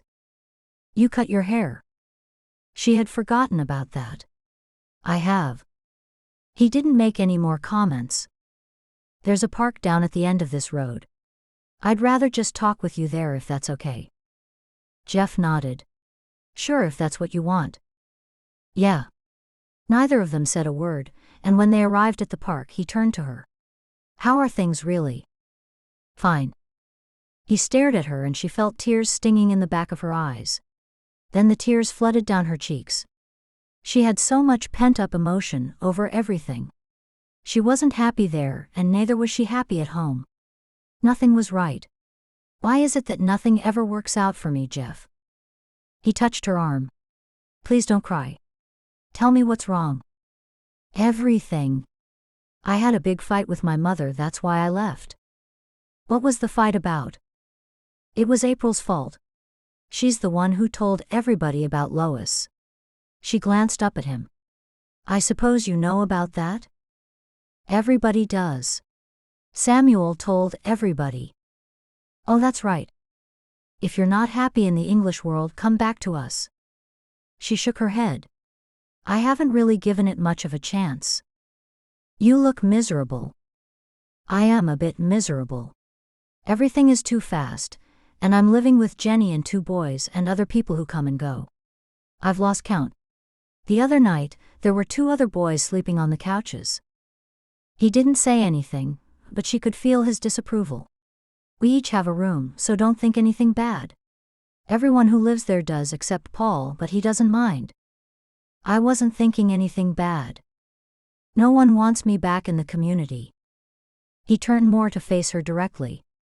What do you want? I can't live here and neither can I go back. She shrugged her shoulders. I don't belong anywhere. If it weren't for the argument with your mother, would you go home? I don't know. I just can't face her or Dad. In my experience, parents are the most forgiving of creatures. She glanced at him and gave a little laugh. He smiled. It's true. I don't know, things were said. They think I'm to blame for everything. Things are often said in anger or impatience, but things can be unsaid or apologies can be made. You know the story of the prodigal son? Yeah. You can be the prodigal daughter. May laughed again. I'm not the one who's done wrong. I'm not the one who needs to apologize. It doesn't matter, does it? In your eyes you're right, in your mother's eyes she is. It depends whose eyes you're viewing from. He wasn't making sense, but he was making her feel better. I don't like to see you upset. You were happier in the community, weren't you? Yeah. Let's go then. Grab your things and I'll take you home. In her heart, that's what she wanted to do. But my job and the room here. I need to pay them for the room. I need to get my pay. How much do you owe them for the room? 120 so far. He pulled out a roll of cash and peeled off notes. There. And here's an extra 120 to help them find someone else for the room. She sniffed. I'll pay you back. Don't worry. I will. He shook his head. We can talk about that later. You'll take me home? Yeah. May had never felt so relieved. Okay, you wait here. I'm not going anywhere. She jumped down from the buggy and jogged back to the flat. When May opened the door, she was pleased the boys and Jenny were at work and Paul was still asleep on the couch. A giggle nearly escaped her lips when she noticed Paul still had a game controller in his hand. After she packed her things, she wrote a quick note of thanks to Jenny and left that along with the money on her bed. It was awful to leave the restaurant without giving notice, but she had been hired on a casual basis. Then she looked down at her clothes, and quickly raced back to her room and changed into her Amish clothes. Feeling more normal, she hurried out to Jeff as she stuffed her hair into her Amish cap. Chapter 20. Thank you for this. May climbed into Jeff's buggy feeling like she was making a great escape. I've nothing better to do. He turned the buggy around. Now she saw the mature side of Jeff as well as his sense of practicality. He gave her a big smile as he moved the horse and buggy back up the road. What made you come to find me? May asked. I missed you. Things weren't the same without you there, and I knew I needed to do something about it. You rescued me. I had to. She pushed the bangs back under her cap. I just wish I hadn't cut my hair. It'll grow back. Don't worry about it. I guess you're right. It will grow, won't it? He chuckled. That's right. What was your experience like? Good or bad? Mostly bad. I never fitted in. I always felt like a stranger, an outsider. Everyone said I needed to drink, but I didn't want to. You don't belong here. She nodded and then remembered her dream. Jeff had been urging her to go with him before the tornado struck. Could he be meant to be more than just a friend? She looked over at him, tilting her head as she pondered that idea, and then he caught her eye. What? He asked, grinning. Thank you for saving me. You might have saved me by coming back. She laughed. How so? I told you things weren't the same. Now she was a little nervous around him, no longer seeing Jeff as just an annoying person who liked her. He'd shown strength of character, and William had shown how judgmental he was. It was important to her to have a man who was gentle and kind. Maybe that person the man God had for her was Jeff. It certainly had seemed that way in her dream, and now he'd rescued her for real. She didn't know if she could ever fall in love with him, but she'd open her mind to love, and she was prepared to give it a chance. I'm glad you didn't let Jenny lead you astray. It was a very different life. And it's not one I wanted. I was depressed the whole time. You've never left the community, have you? No. I never wanted to.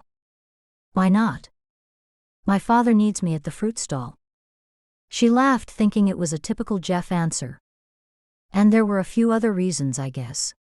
I'm happy here, and I don't see any reason to leave. I've had friends go and come back, and they've told me what it's like out there. It's nice to have the safe, protected feeling here in the community, where everyone looks after each other. It's a dog-eat-dog world out there, they tell me. No one cares about anyone like they do here in the community. Jenny cared about me. Sure, you can have friends, but that's different. When they turned into May's Drive, she was suddenly nervous.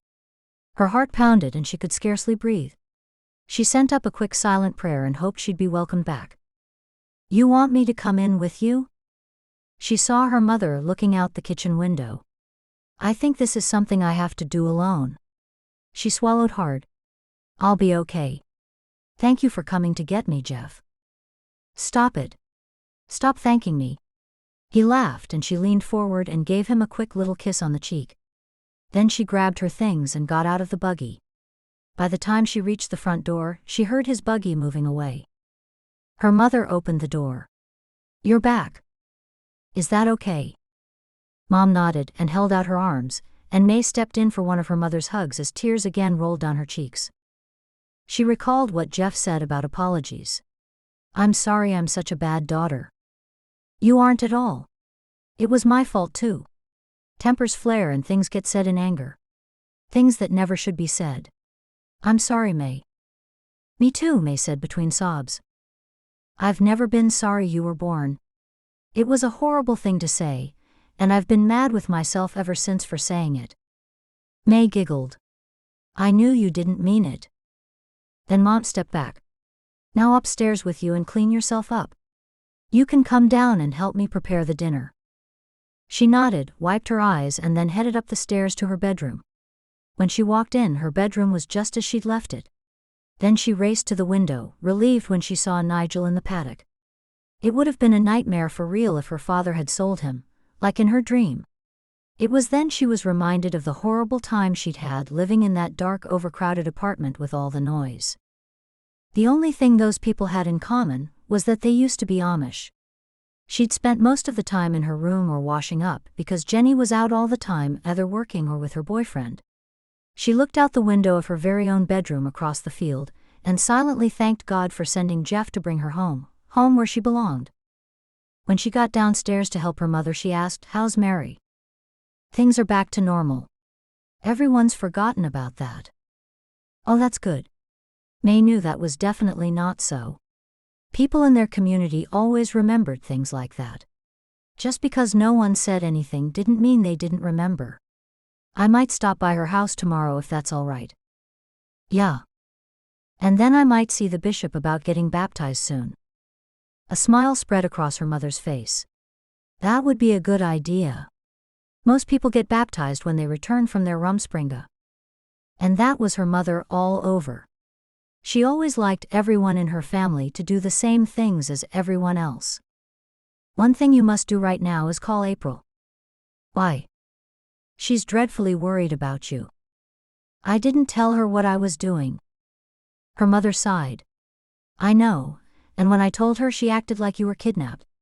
She said you would have definitely told her, and I said you decided very fast, almost at the last minute. I'll call her now. Yeah, go on. May headed to the phone in the barn.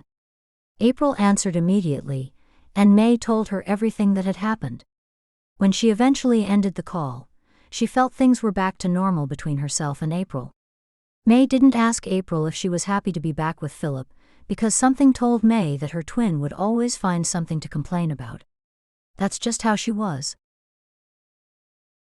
Chapter 21.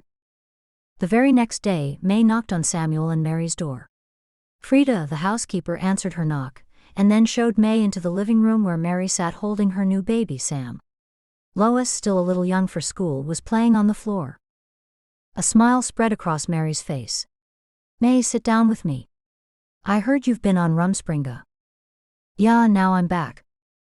That was fast. May giggled. Well, I suppose it was. It just wasn't right for me. I couldn't wait to come home. I just wanted to let you know that I had nothing to do with your secret being exposed. I didn't think you did. Anyway, I think it was a blessing that it came out. Why's that? Now Samuel isn't a minister, so that can't be good. That doesn't matter. He and I are okay with it. May knew it did matter. It must have been embarrassing to both of them. How's Sam? Mary looked down lovingly at her new son. He's fast asleep. He's such a good boy. She looked back at May. I just don't know how April found out about it. Do you know? It was the midwife. Not Rebecca, the other one you had, Marilyn's cousin. April was good friends with another cousin of hers, and the midwife must have told the story to the cousin April knows. The cousin told April, probably thinking it would never get back to anyone and of course not naming names. I think I've got that right. Anyway, April said she recognized the circumstances and put two and two together, so to speak. Mary nodded. I see. Well, that makes sense. I do remember I said I would have you and William over for dinner. May slowly shook her head. That's all over with now. He's not for me. He's not. No. There's someone else I think I might like, but I'm not sure. Would you like me to have you and the mystery man over for dinner? May burst out laughing. No, that's okay. Thank you though. Mary smiled through a yawn. Oh, I should go. You're probably tired. I am. I didn't get much sleep. Sam was awake most of the night. He thinks night is day and day is night. I'm sorry things didn't work out with you and William. It's okay. Yeah, it'll all be okay. I didn't really know him. I just thought I liked him. And you know the mystery man better? Yeah, I've known him all my life. I grew up with him. He's always been a good friend to me and I know he really likes me, it's just that, oh, I really should go. May jumped to her feet. It's okay. You can tell me. May smoothed down her dress. Another time. I can see you're tired. Thank you for stopping by. I'm happy you're back home. Mary pushed herself to her feet. Me too. Mary leaned forward and they hugged each other, careful of the baby in Mary's arms. May drove her buggy away from Mary's house, wanting to see Jeff again. She'd seen a different side of him, and she wanted to know more. When she got back home, her mother had a list of things for her to buy from the markets. It wasn't even their regular shopping day, but now she had an excuse to see Jeff and she hoped he'd be there. Jeff's family ran the largest fruit and vegetable stall at the biggest farmer's market in town. The family also had a large apple orchard too, one of the biggest in the region. On her way to the market, she stopped by the school. She had to give her apologies to Deborah for disappearing so suddenly. It was lunchtime when she got there, and when she walked into the playground she was swamped with children who wanted to say hello. Deborah saw her and wandered over. "Hello, Deborah. I came to see you for a couple of minutes if you have the time." "Of course. Now children, Miss May and I need to have a quiet moment. She'll say goodbye to you before she leaves." The children went back to playing and left them alone. "Let's go over here into the shade," Deborah suggested. May didn't think Deborah seemed too upset with her. "I just wanted to see you to say I'm very sorry for leaving with no notice." "Oh May, you don't have to apologize. You were doing us all a favor by being here. You don't owe us anything. I made a commitment, and then I just went off on Rumspringa." May shook her head. It didn't seem right that Deborah wasn't annoyed with her. If the situation were reversed, she'd be fuming. "I was young once. I know what it's like. Would you like to return now that you're back? You are staying on?" "You mean it?" "I sure do. The children like you and it takes a lot of pressure from me. If you agree to come back, I'll see if the board can raise some extra funds to pay you for at least the equivalent of one full day a week." May gasped. That would be a dream come true. "I can't promise anything, but I can ask." "It doesn't matter if they don't. I would very much like to help out every day like I was doing." "Okay." She reached out her hand. "Good to have you back." She shook Deborah's hand. "Thank you, Deborah. I'm guessing you didn't enjoy your Rumspringa?" May shook her head. "I didn't. That's the shortest amount of time." "I know. I wasn't gone for long, but it felt like ages to me." Deborah laughed. "I should say goodbye to the children, and can I tell them I'll be back tomorrow?" "Sure." May took a few steps away from Deborah, and was engulfed in a sea of questions. "Are you coming back, miss?" one boy asked. "Yeah, I'll be back tomorrow." The children cheered, and their smiling faces brightened May's mood even further. May was able to get away from the excited children when Deborah rang the bell signifying their after-lunch playtime was over. As May climbed up into her buggy, she felt like her life was going somewhere. Chapter 22. With her newfound interest in Jeff, May walked into the farmer's market while saying a little prayer.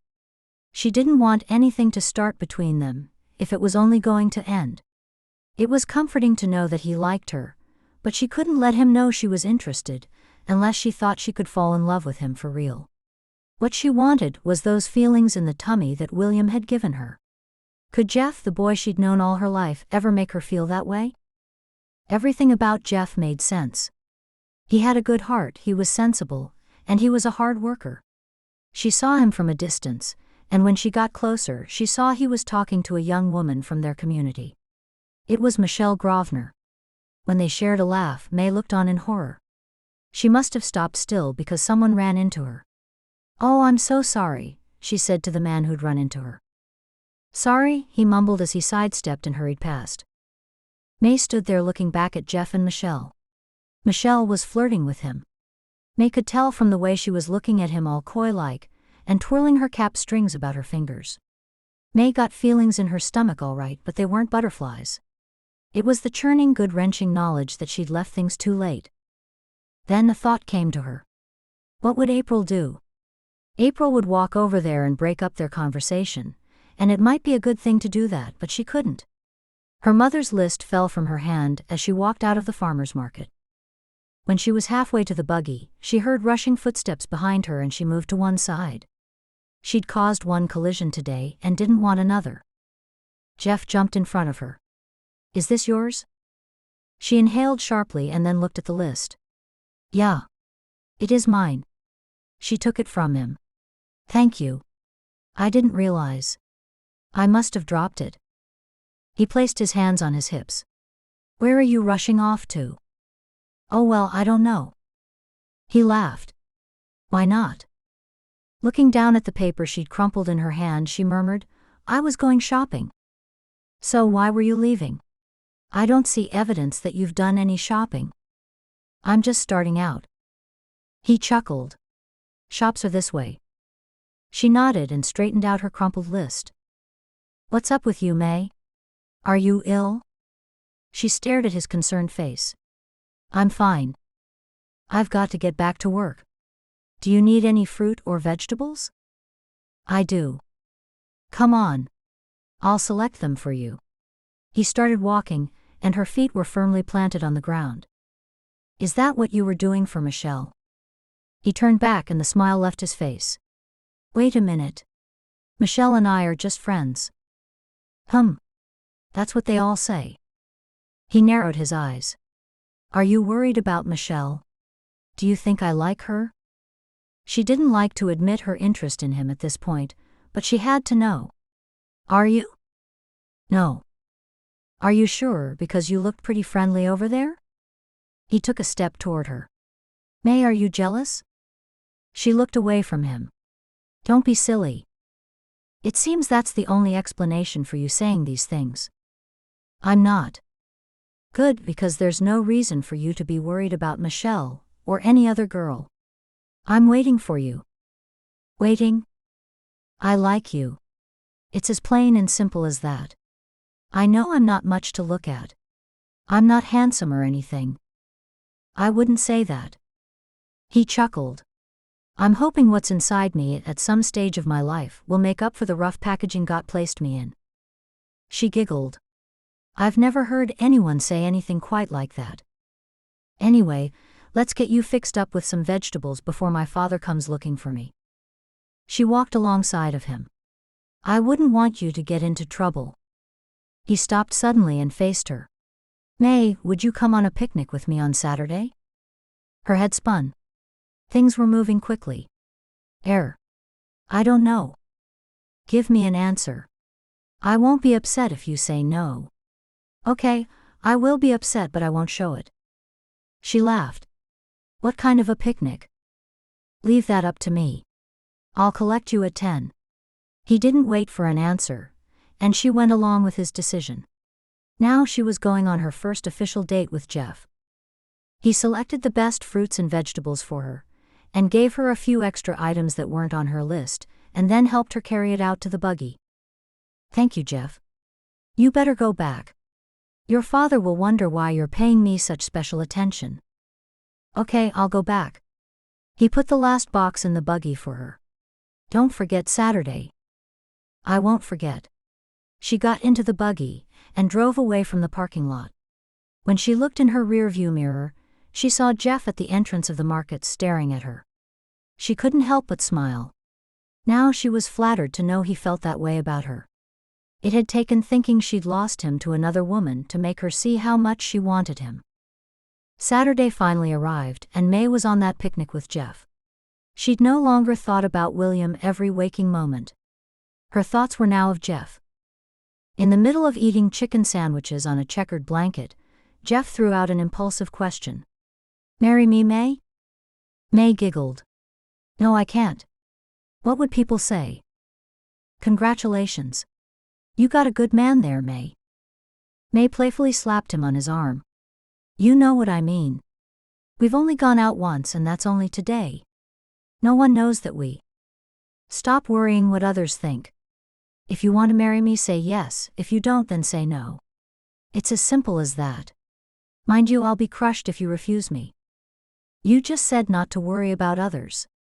It was surprising to her that she was having such a good time with him. It was as though they belonged together. He laughed. I wasn't talking about me. It's too soon for me. I want to be sure. Okay. I can respect that. I don't mind waiting until you're sure. He passed her another chicken sandwich. When she took it from him, she said, Thank your mother for these sandwiches. I made them, he said, looking offended, which made her giggle. Ah, you're joking with me now. Just a little. They sat talking and eating for what seemed like a couple of hours, but in no time it got dark. Oh, it's late. I better get you home. They'll be wondering where I am. They won't be worried. They know you're with me. On the way home, May once again recalled that dream where Jeff was calling her to go with him. Now she knew more fully what that dream meant. She belonged in the Amish community and she belonged with Jeff, but she wasn't going to agree to marry him just yet. When he stopped the buggy outside her front door, she turned to him. "Thank you for a lovely day. I hope Mom hasn't been worried with me being home so late." "I told you she knows you're with me. She'll be fine. Do you want me to talk with her?" "No, it's fine." May jumped down from the buggy. "Bye, Jeff." "I'll see you soon, May." He turned his buggy around, and May watched as he headed down the road.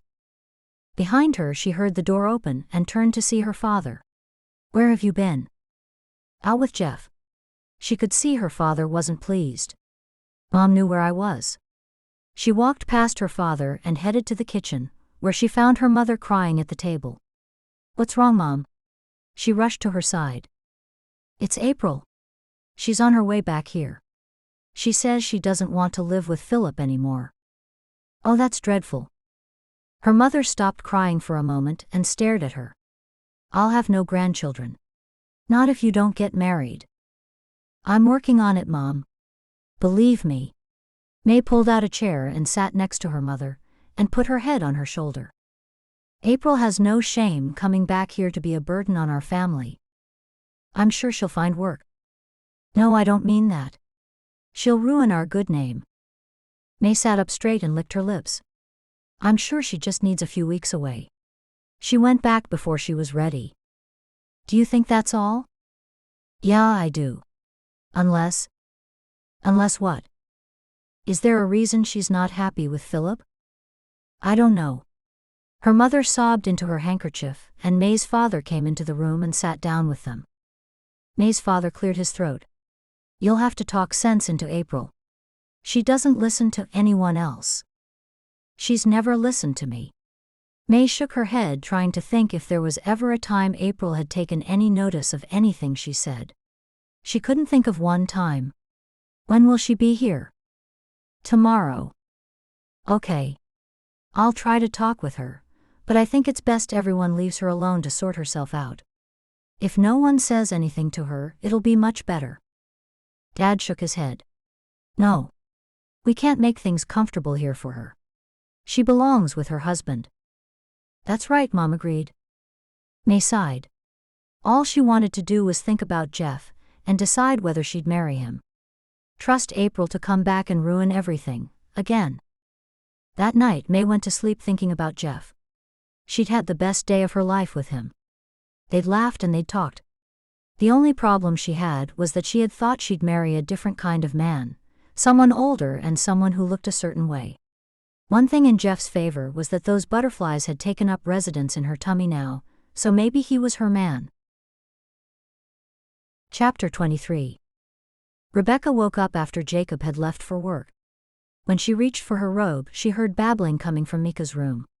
It was the first night that Micah had slept in that room since they'd been living there. Anne always had him over at her place. She walked into his room to see his smiling face. "Good morning, Micah." She reached out and picked him up. "Let's get some food for you." Just as they reached the kitchen, she saw a buggy leaving. Leaning forward at the window, she saw Anne was heading somewhere. Everything was working out perfectly. Anne had somewhere to be, and Micah was under her roof, so she could be a proper mother to him. Before she was done feeding Micah, she heard the rumbling of buggy wheels and the clip-clops of a horse's hooves. She didn't stay away long. She half stood up and saw it was May and not Anne. Oh, she's an early visitor. When May knocked on the door, Rebecca called out for her to come in. A flustered-looking May walked into the kitchen and sat down. "Hello, Micah." "Oh, look at him eating." "You look worried," Rebecca said. "I am. So much has happened. I don't know where to start." "You could start by putting the kettle on for me while I finish with Micah." "Sure." May jumped up, filled the tea kettle and popped it on the stove. "There. That's all done." She sat back down. "What's happening?" "April's coming back. She doesn't want to live with her husband anymore. I'm supposed to change her mind. I mean, how am I going to do that?" Rebecca shook her head, and then spooned another portion of cereal into Mika's mouth. I don't know. She's pretty determined. I said just leave her be, and Dad said he didn't want to make things too comfortable for her. You're in a difficult situation. The other thing is that Jeff wants to marry me. What? Rebecca shrieked. Jeff wants to marry me. I heard what you said. I'm so happy for you. Rebecca jumped up, leaned over and hugged May. I haven't said yes. Oh. Rebecca sat back down. I've always liked Jeff. Me too, as a friend. Nothing more? She could see the agony on May's face. She'd had that same feeling when she knew Jacob liked her and she was uncertain. We had a picnic yesterday and everything went so well, and he ruined it by asking me to marry him. Rebecca giggled. That's so funny.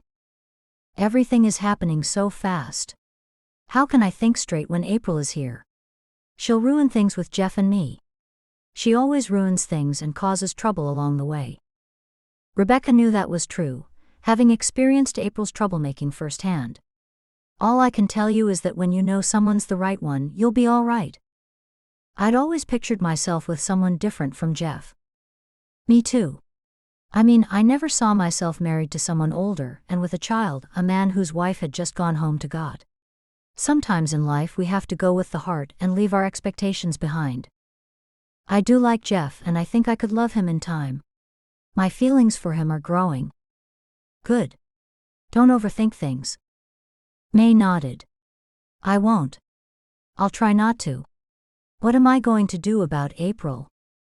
Rebecca tried to spoon another mouthful of food into Mika's mouth, but he kept moving his head. She left it a moment. I'm not sure. Why are you so worried? My life's just going good. I've got a couple of hours at the school each day, and now things are going well with Jeff. For the first time, things seem to be going my way. I just know in my heart that April will spoil things. The kettle whistled, and May jumped up to make the tea. I don't see how April can change things for you. Won't she be too wrapped up with herself and her marital problems? May sat down as she placed the pot of tea on the table. I hope so. May shared the pot of tea with Rebecca, and then she went home, arriving just as April was pulling up in the taxi. Her father had taken the day off work to talk some sense into April, and have her agree to return to her husband. April didn't get a welcome greeting from anyone, and then their father ordered everyone into the living room. It was time for one of his serious talks. When April sat, she looked around at everyone. Why are you all acting so hostile? Because you've left your husband again, their mother said. I fooled you all, ha ha ha. April cackled with her hands over her face. Their father frowned at her. What did you fool us about? I'm expecting. Surprise. Everyone was stunned, and Mom was the first to speak. You're not leaving Philip? No, Mom. I'm expecting a baby. Mom looked at Dad, who grinned, and Mom jumped up and hugged April. May ran to her as well, and both of them hugged April. Dad stepped in and wrapped his arms around his girls for a group hug. When everyone stepped back, April sat back down. You should have seen your faces. When is your due date? Mom asked. 5 months' time. And you didn't know when you were here before? May asked. I suspected.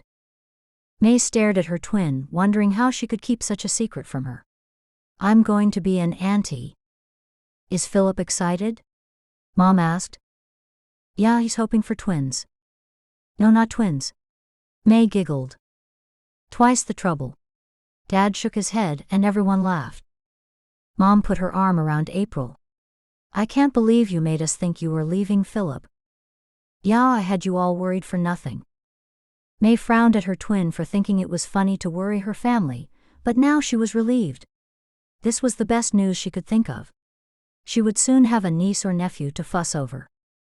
That night, April confided in May how much she'd changed since marrying Philip. She certainly seemed more content now that she was having a baby. May in turn told her twin about her feelings for Jeff. She thought April would laugh or say something negative. Instead, she was encouraging. I think you should marry him, April said. May bit her lip. Maybe. What better man is there around for you? May didn't see that as a good enough reason to marry him.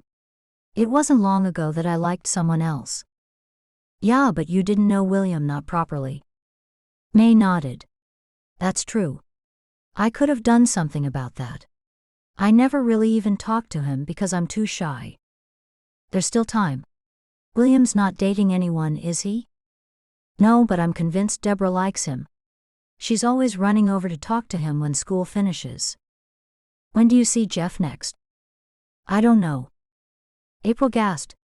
He didn't make another time to see you? No. Is that bad? April looked away. May pulled on her arm. Is it? You must tell me. When April stared back at her, she said, I'm just thinking. What? What if he's going around asking girls to marry him, and he'll marry the first one who says yes? May leaned back onto her elbows and looked up at the ceiling. She remembered him talking to that other girl at the markets. They certainly had looked friendly. No, he wouldn't do that. Okay. Do you think he would? May stared at April for an answer. How would I know? You know him better than I do. No, he wouldn't. That night, thanks to April putting doubts in May's mind, May was unable to sleep. She'd had a lovely time with Jeff, but she couldn't shake off the picture of him talking to that girl at the markets. What if he'd asked her to marry him too? At school the next day, Deborah wasn't feeling well, so May encouraged her to go home. She never expected what would happen next. After school, she was outside waiting for the children to leave when William walked over to her. May, can we talk? Sure. She looked past him and saw his girls waiting in the buggy. Mary told me how I made you feel when I talked to you about what happened with Lois. I realize now you had no part in it. So I'm sorry. She was pleased he was apologizing to her now, but she'd told him at the time she had nothing to do with it. Why did he believe Mary and not her? Will you forgive me? Of course. Yeah. He gave an embarrassed chuckle. Can I make it up to you by having you over for dinner one night soon? The girls love it when we have guests. We haven't done that for some time. May knew that meant they hadn't had Deborah as a guest for dinner. This was what she'd been waiting for, but now she wasn't thrilled like she thought she would have been. Now she knew for certain how much she liked Jeff. Thank you, but it's not necessary. Please, it would make the girls happy. I have to give Mom help around the place. He slowly nodded. Okay. If you ever change your mind, let me know. He turned and walked away. No longer did she find him as attractive as she once had. What's more, she was longing to see Jeff's smiling face. When all the children had left, she locked up the school and headed to the markets. When she saw Jeff, she was going to use the excuse of picking up extra vegetables. April would be cross with her because she wanted to spend time with her before she went back home, but she needed to see Jeff. Chapter 24. May was only halfway to the markets when Jeff's buggy came toward her. She waved to him, and he pulled his buggy off to the side of the road. She too pulled her horse over, and then Jeff hurried across the road to meet her. Where are you off to? I was going to the markets. Where are you going? He chuckled. To see you. I was trying to get to the school before you left, but time got away from me. You were coming to see me? Yeah. Cars swooshed past them. They were in one of the main streets at a busy time of the day. Can we go somewhere quieter to talk? That is, if you're not in a rush? Sure. I'm not in a hurry. We can go somewhere in my buggy and leave yours here if you want? Okay. He got into May's buggy, and she turned the first corner and they parked the buggy down a side road. I really can't leave my horse there too long. I just wanted to tell you. I was coming to see you. He breathed out heavily. It's hard to say. She held her breath. Was he going to tell her he was dating Michelle, or even worse, marrying her? Just say it. I can take it. He chuckled and then swallowed hard. I don't want to push you away. Then she knew he still liked her and still wanted to marry her. What is it?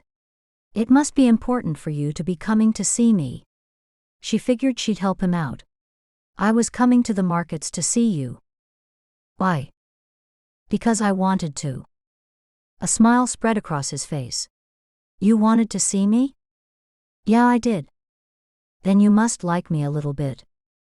She slowly nodded. I do. If I didn't, I wouldn't have gone on that picnic with you.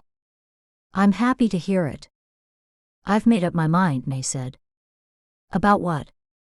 I will marry you, Jeff Wiley. He chuckled. You will? Yeah. She knew they would be good together. Just because he came in a plain package didn't mean he was that way inside. She'd never known a nicer man, or one who'd stood up for her and helped her the way he had. He took hold of her hand, raised it to his lips and kissed it. Thank you, May. I will make you the happiest woman in the world. One day we'll have our own house and our own orchard. I've been saving. None of that matters, Jeff. All those things are temporary. As long as we can be together, that's all I'll ever need. We should tell our folks. Can we wait a couple of days? April's just come back and announced she's expecting, so I don't want to take the attention away from her news. She'll be gone soon. You're so sweet and caring of others, May. You've got such a good heart. She giggled. You see the best in me. When I look at you, there is only goodness to see. She stared into his eyes, and then he slowly leaned over and their lips touched. She felt tingles rush through her body, and all she wanted was to be in his arms. When can I see you again? He asked. Tomorrow? Shall I come mid-afternoon to the markets? I'll come as soon as I'm done with school. Unless Deborah is sick again, and I'll have to stay all day like I did today. I mean, see you properly? I don't know. Can I tell you tomorrow? That's good enough for me. Now I must get my horse and buggy. I can't leave them there like that. May turned the buggy around and took Jeff back to his horse and buggy. Before he jumped out, he looked her in the eyes. Don't you change your mind. She laughed. I'd never do that. Good. He gave her hand another squeeze and then got out of the buggy. May drove back home as pleased as she could be. She wondered when they'd marry and where they'd live. Jeff's family had a large home, so maybe they'd live there for a while until they got something of their own. That night, as May listened to April talk about the plans she and Philip had for the baby, she could barely keep in her own news. Then she knew she'd have to have the wedding in the next few months, because they couldn't have it when April was due or during the first few months after. It was better to have it while April could travel. What's up with you? Aren't you excited? April asked her. I'm thrilled about your news. I can't wait to be an aunt. I just wish you lived closer. Me too, but I don't. You'll have to visit me. I won't be able to visit you anymore. Not for a while. May nodded and held her tongue. Then she knew she wanted April to hear the news at the same time as her folks. The idea came to her that she'd invite Jeff to dinner the following night, and once they'd told April and her parents, they could then drive over and tell Jeff's. It would take attention away from April, but then they could share each other's good news and April could plan to come home for the wedding. That night, April and May slept in the same bed as they had sometimes done when they were younger. They talked all night, and May found it hard to keep her good news quiet. In the morning, April was still asleep when May crept to the barn, rang Jeff and invited him for dinner that night. Thankfully, she'd managed to catch him early before he'd started his long day. He also had been the one to answer the phone that was in the shanty outside his family's house. When she went back inside, she heard her mother and father talking in the kitchen. You're awake early, May, her mother said when she walked in. I know. I forgot to let you know, I invited Jeff Wiley for dinner tonight. Okay. Her mother looked at her father. That's good, her father commented. Is there any reason in particular? You'll find out tonight. She turned to walk out of the kitchen, but her mother beat her to the doorway. Why's he coming? I thought it was a good idea. Who's coming? April appeared at the doorway. May looked up to see April finally awake. I thought you'd be asleep. I must be sleepwalking then. Who's coming? Jeff Wiley. Your sister invited him tonight for the evening meal, Mom told April. April walked closer to May. Is that so? Yeah. Why didn't you tell me? May shook her head. I forgot about it until now. You're lying. Girls, please don't start quarreling so early in the day. At least wait until I'm at work. You'll all have to wait, May said, wishing her family wasn't so difficult. Are you marrying him? April asked. May frowned at April, not wanting to let her secret out until Jeff was there by her side. Don't be silly. He is a good match for you, Mom said. I always thought that. April stared at their mother. Since when? Always. Dad stood. Time for me to leave. Look what you girls have done now. You're making your father leave early. Not my fault, April said. It's May's. After their father left for work, April and May sat down to eat the scrambled eggs that their mother cooked for them.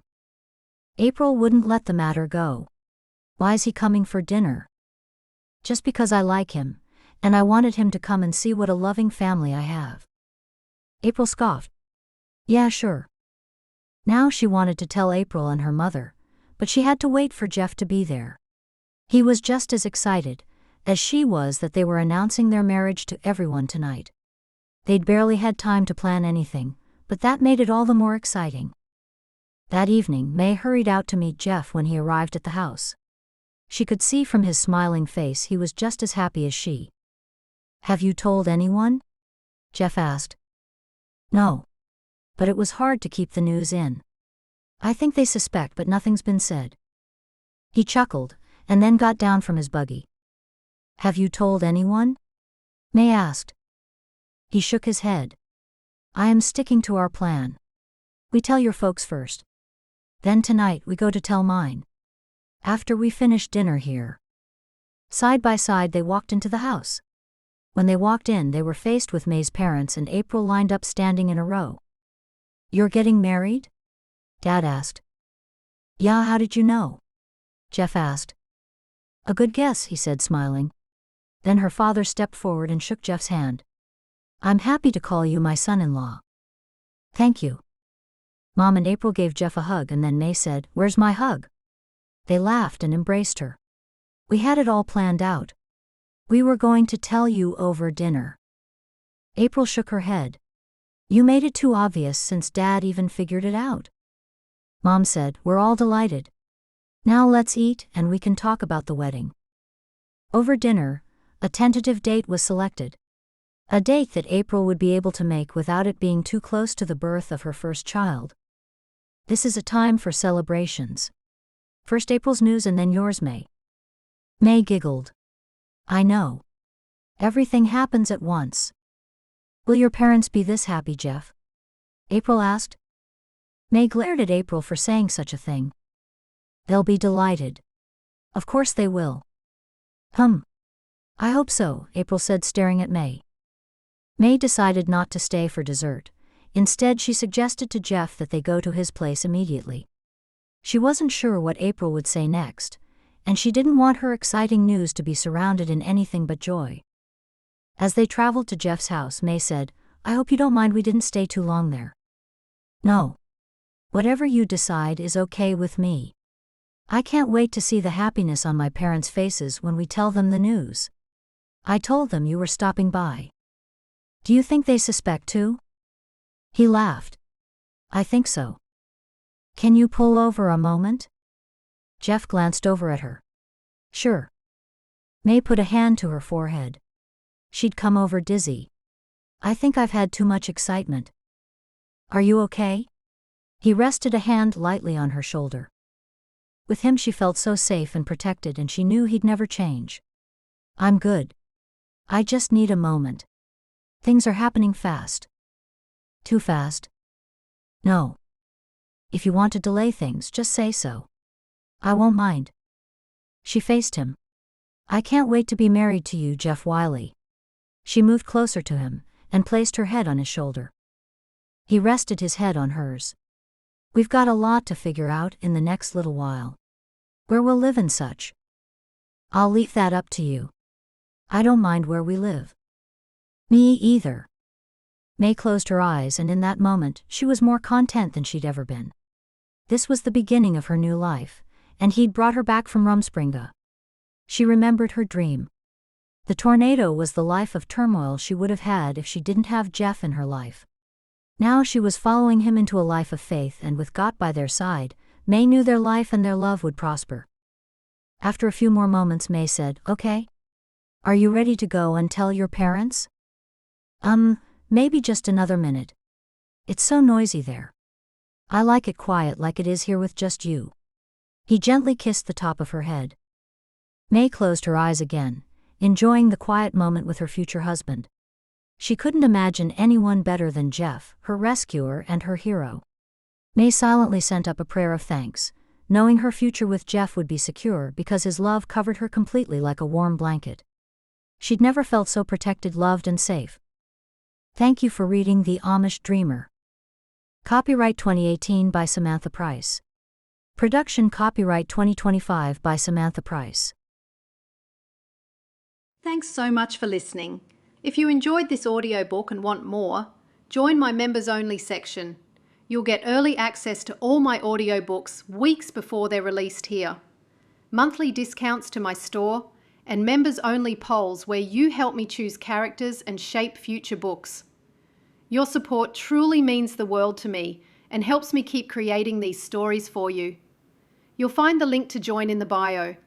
You can also find all my audiobooks, paperbacks, and large print editions directly at samanthapriceauthor.com. Until next time, thanks for listening.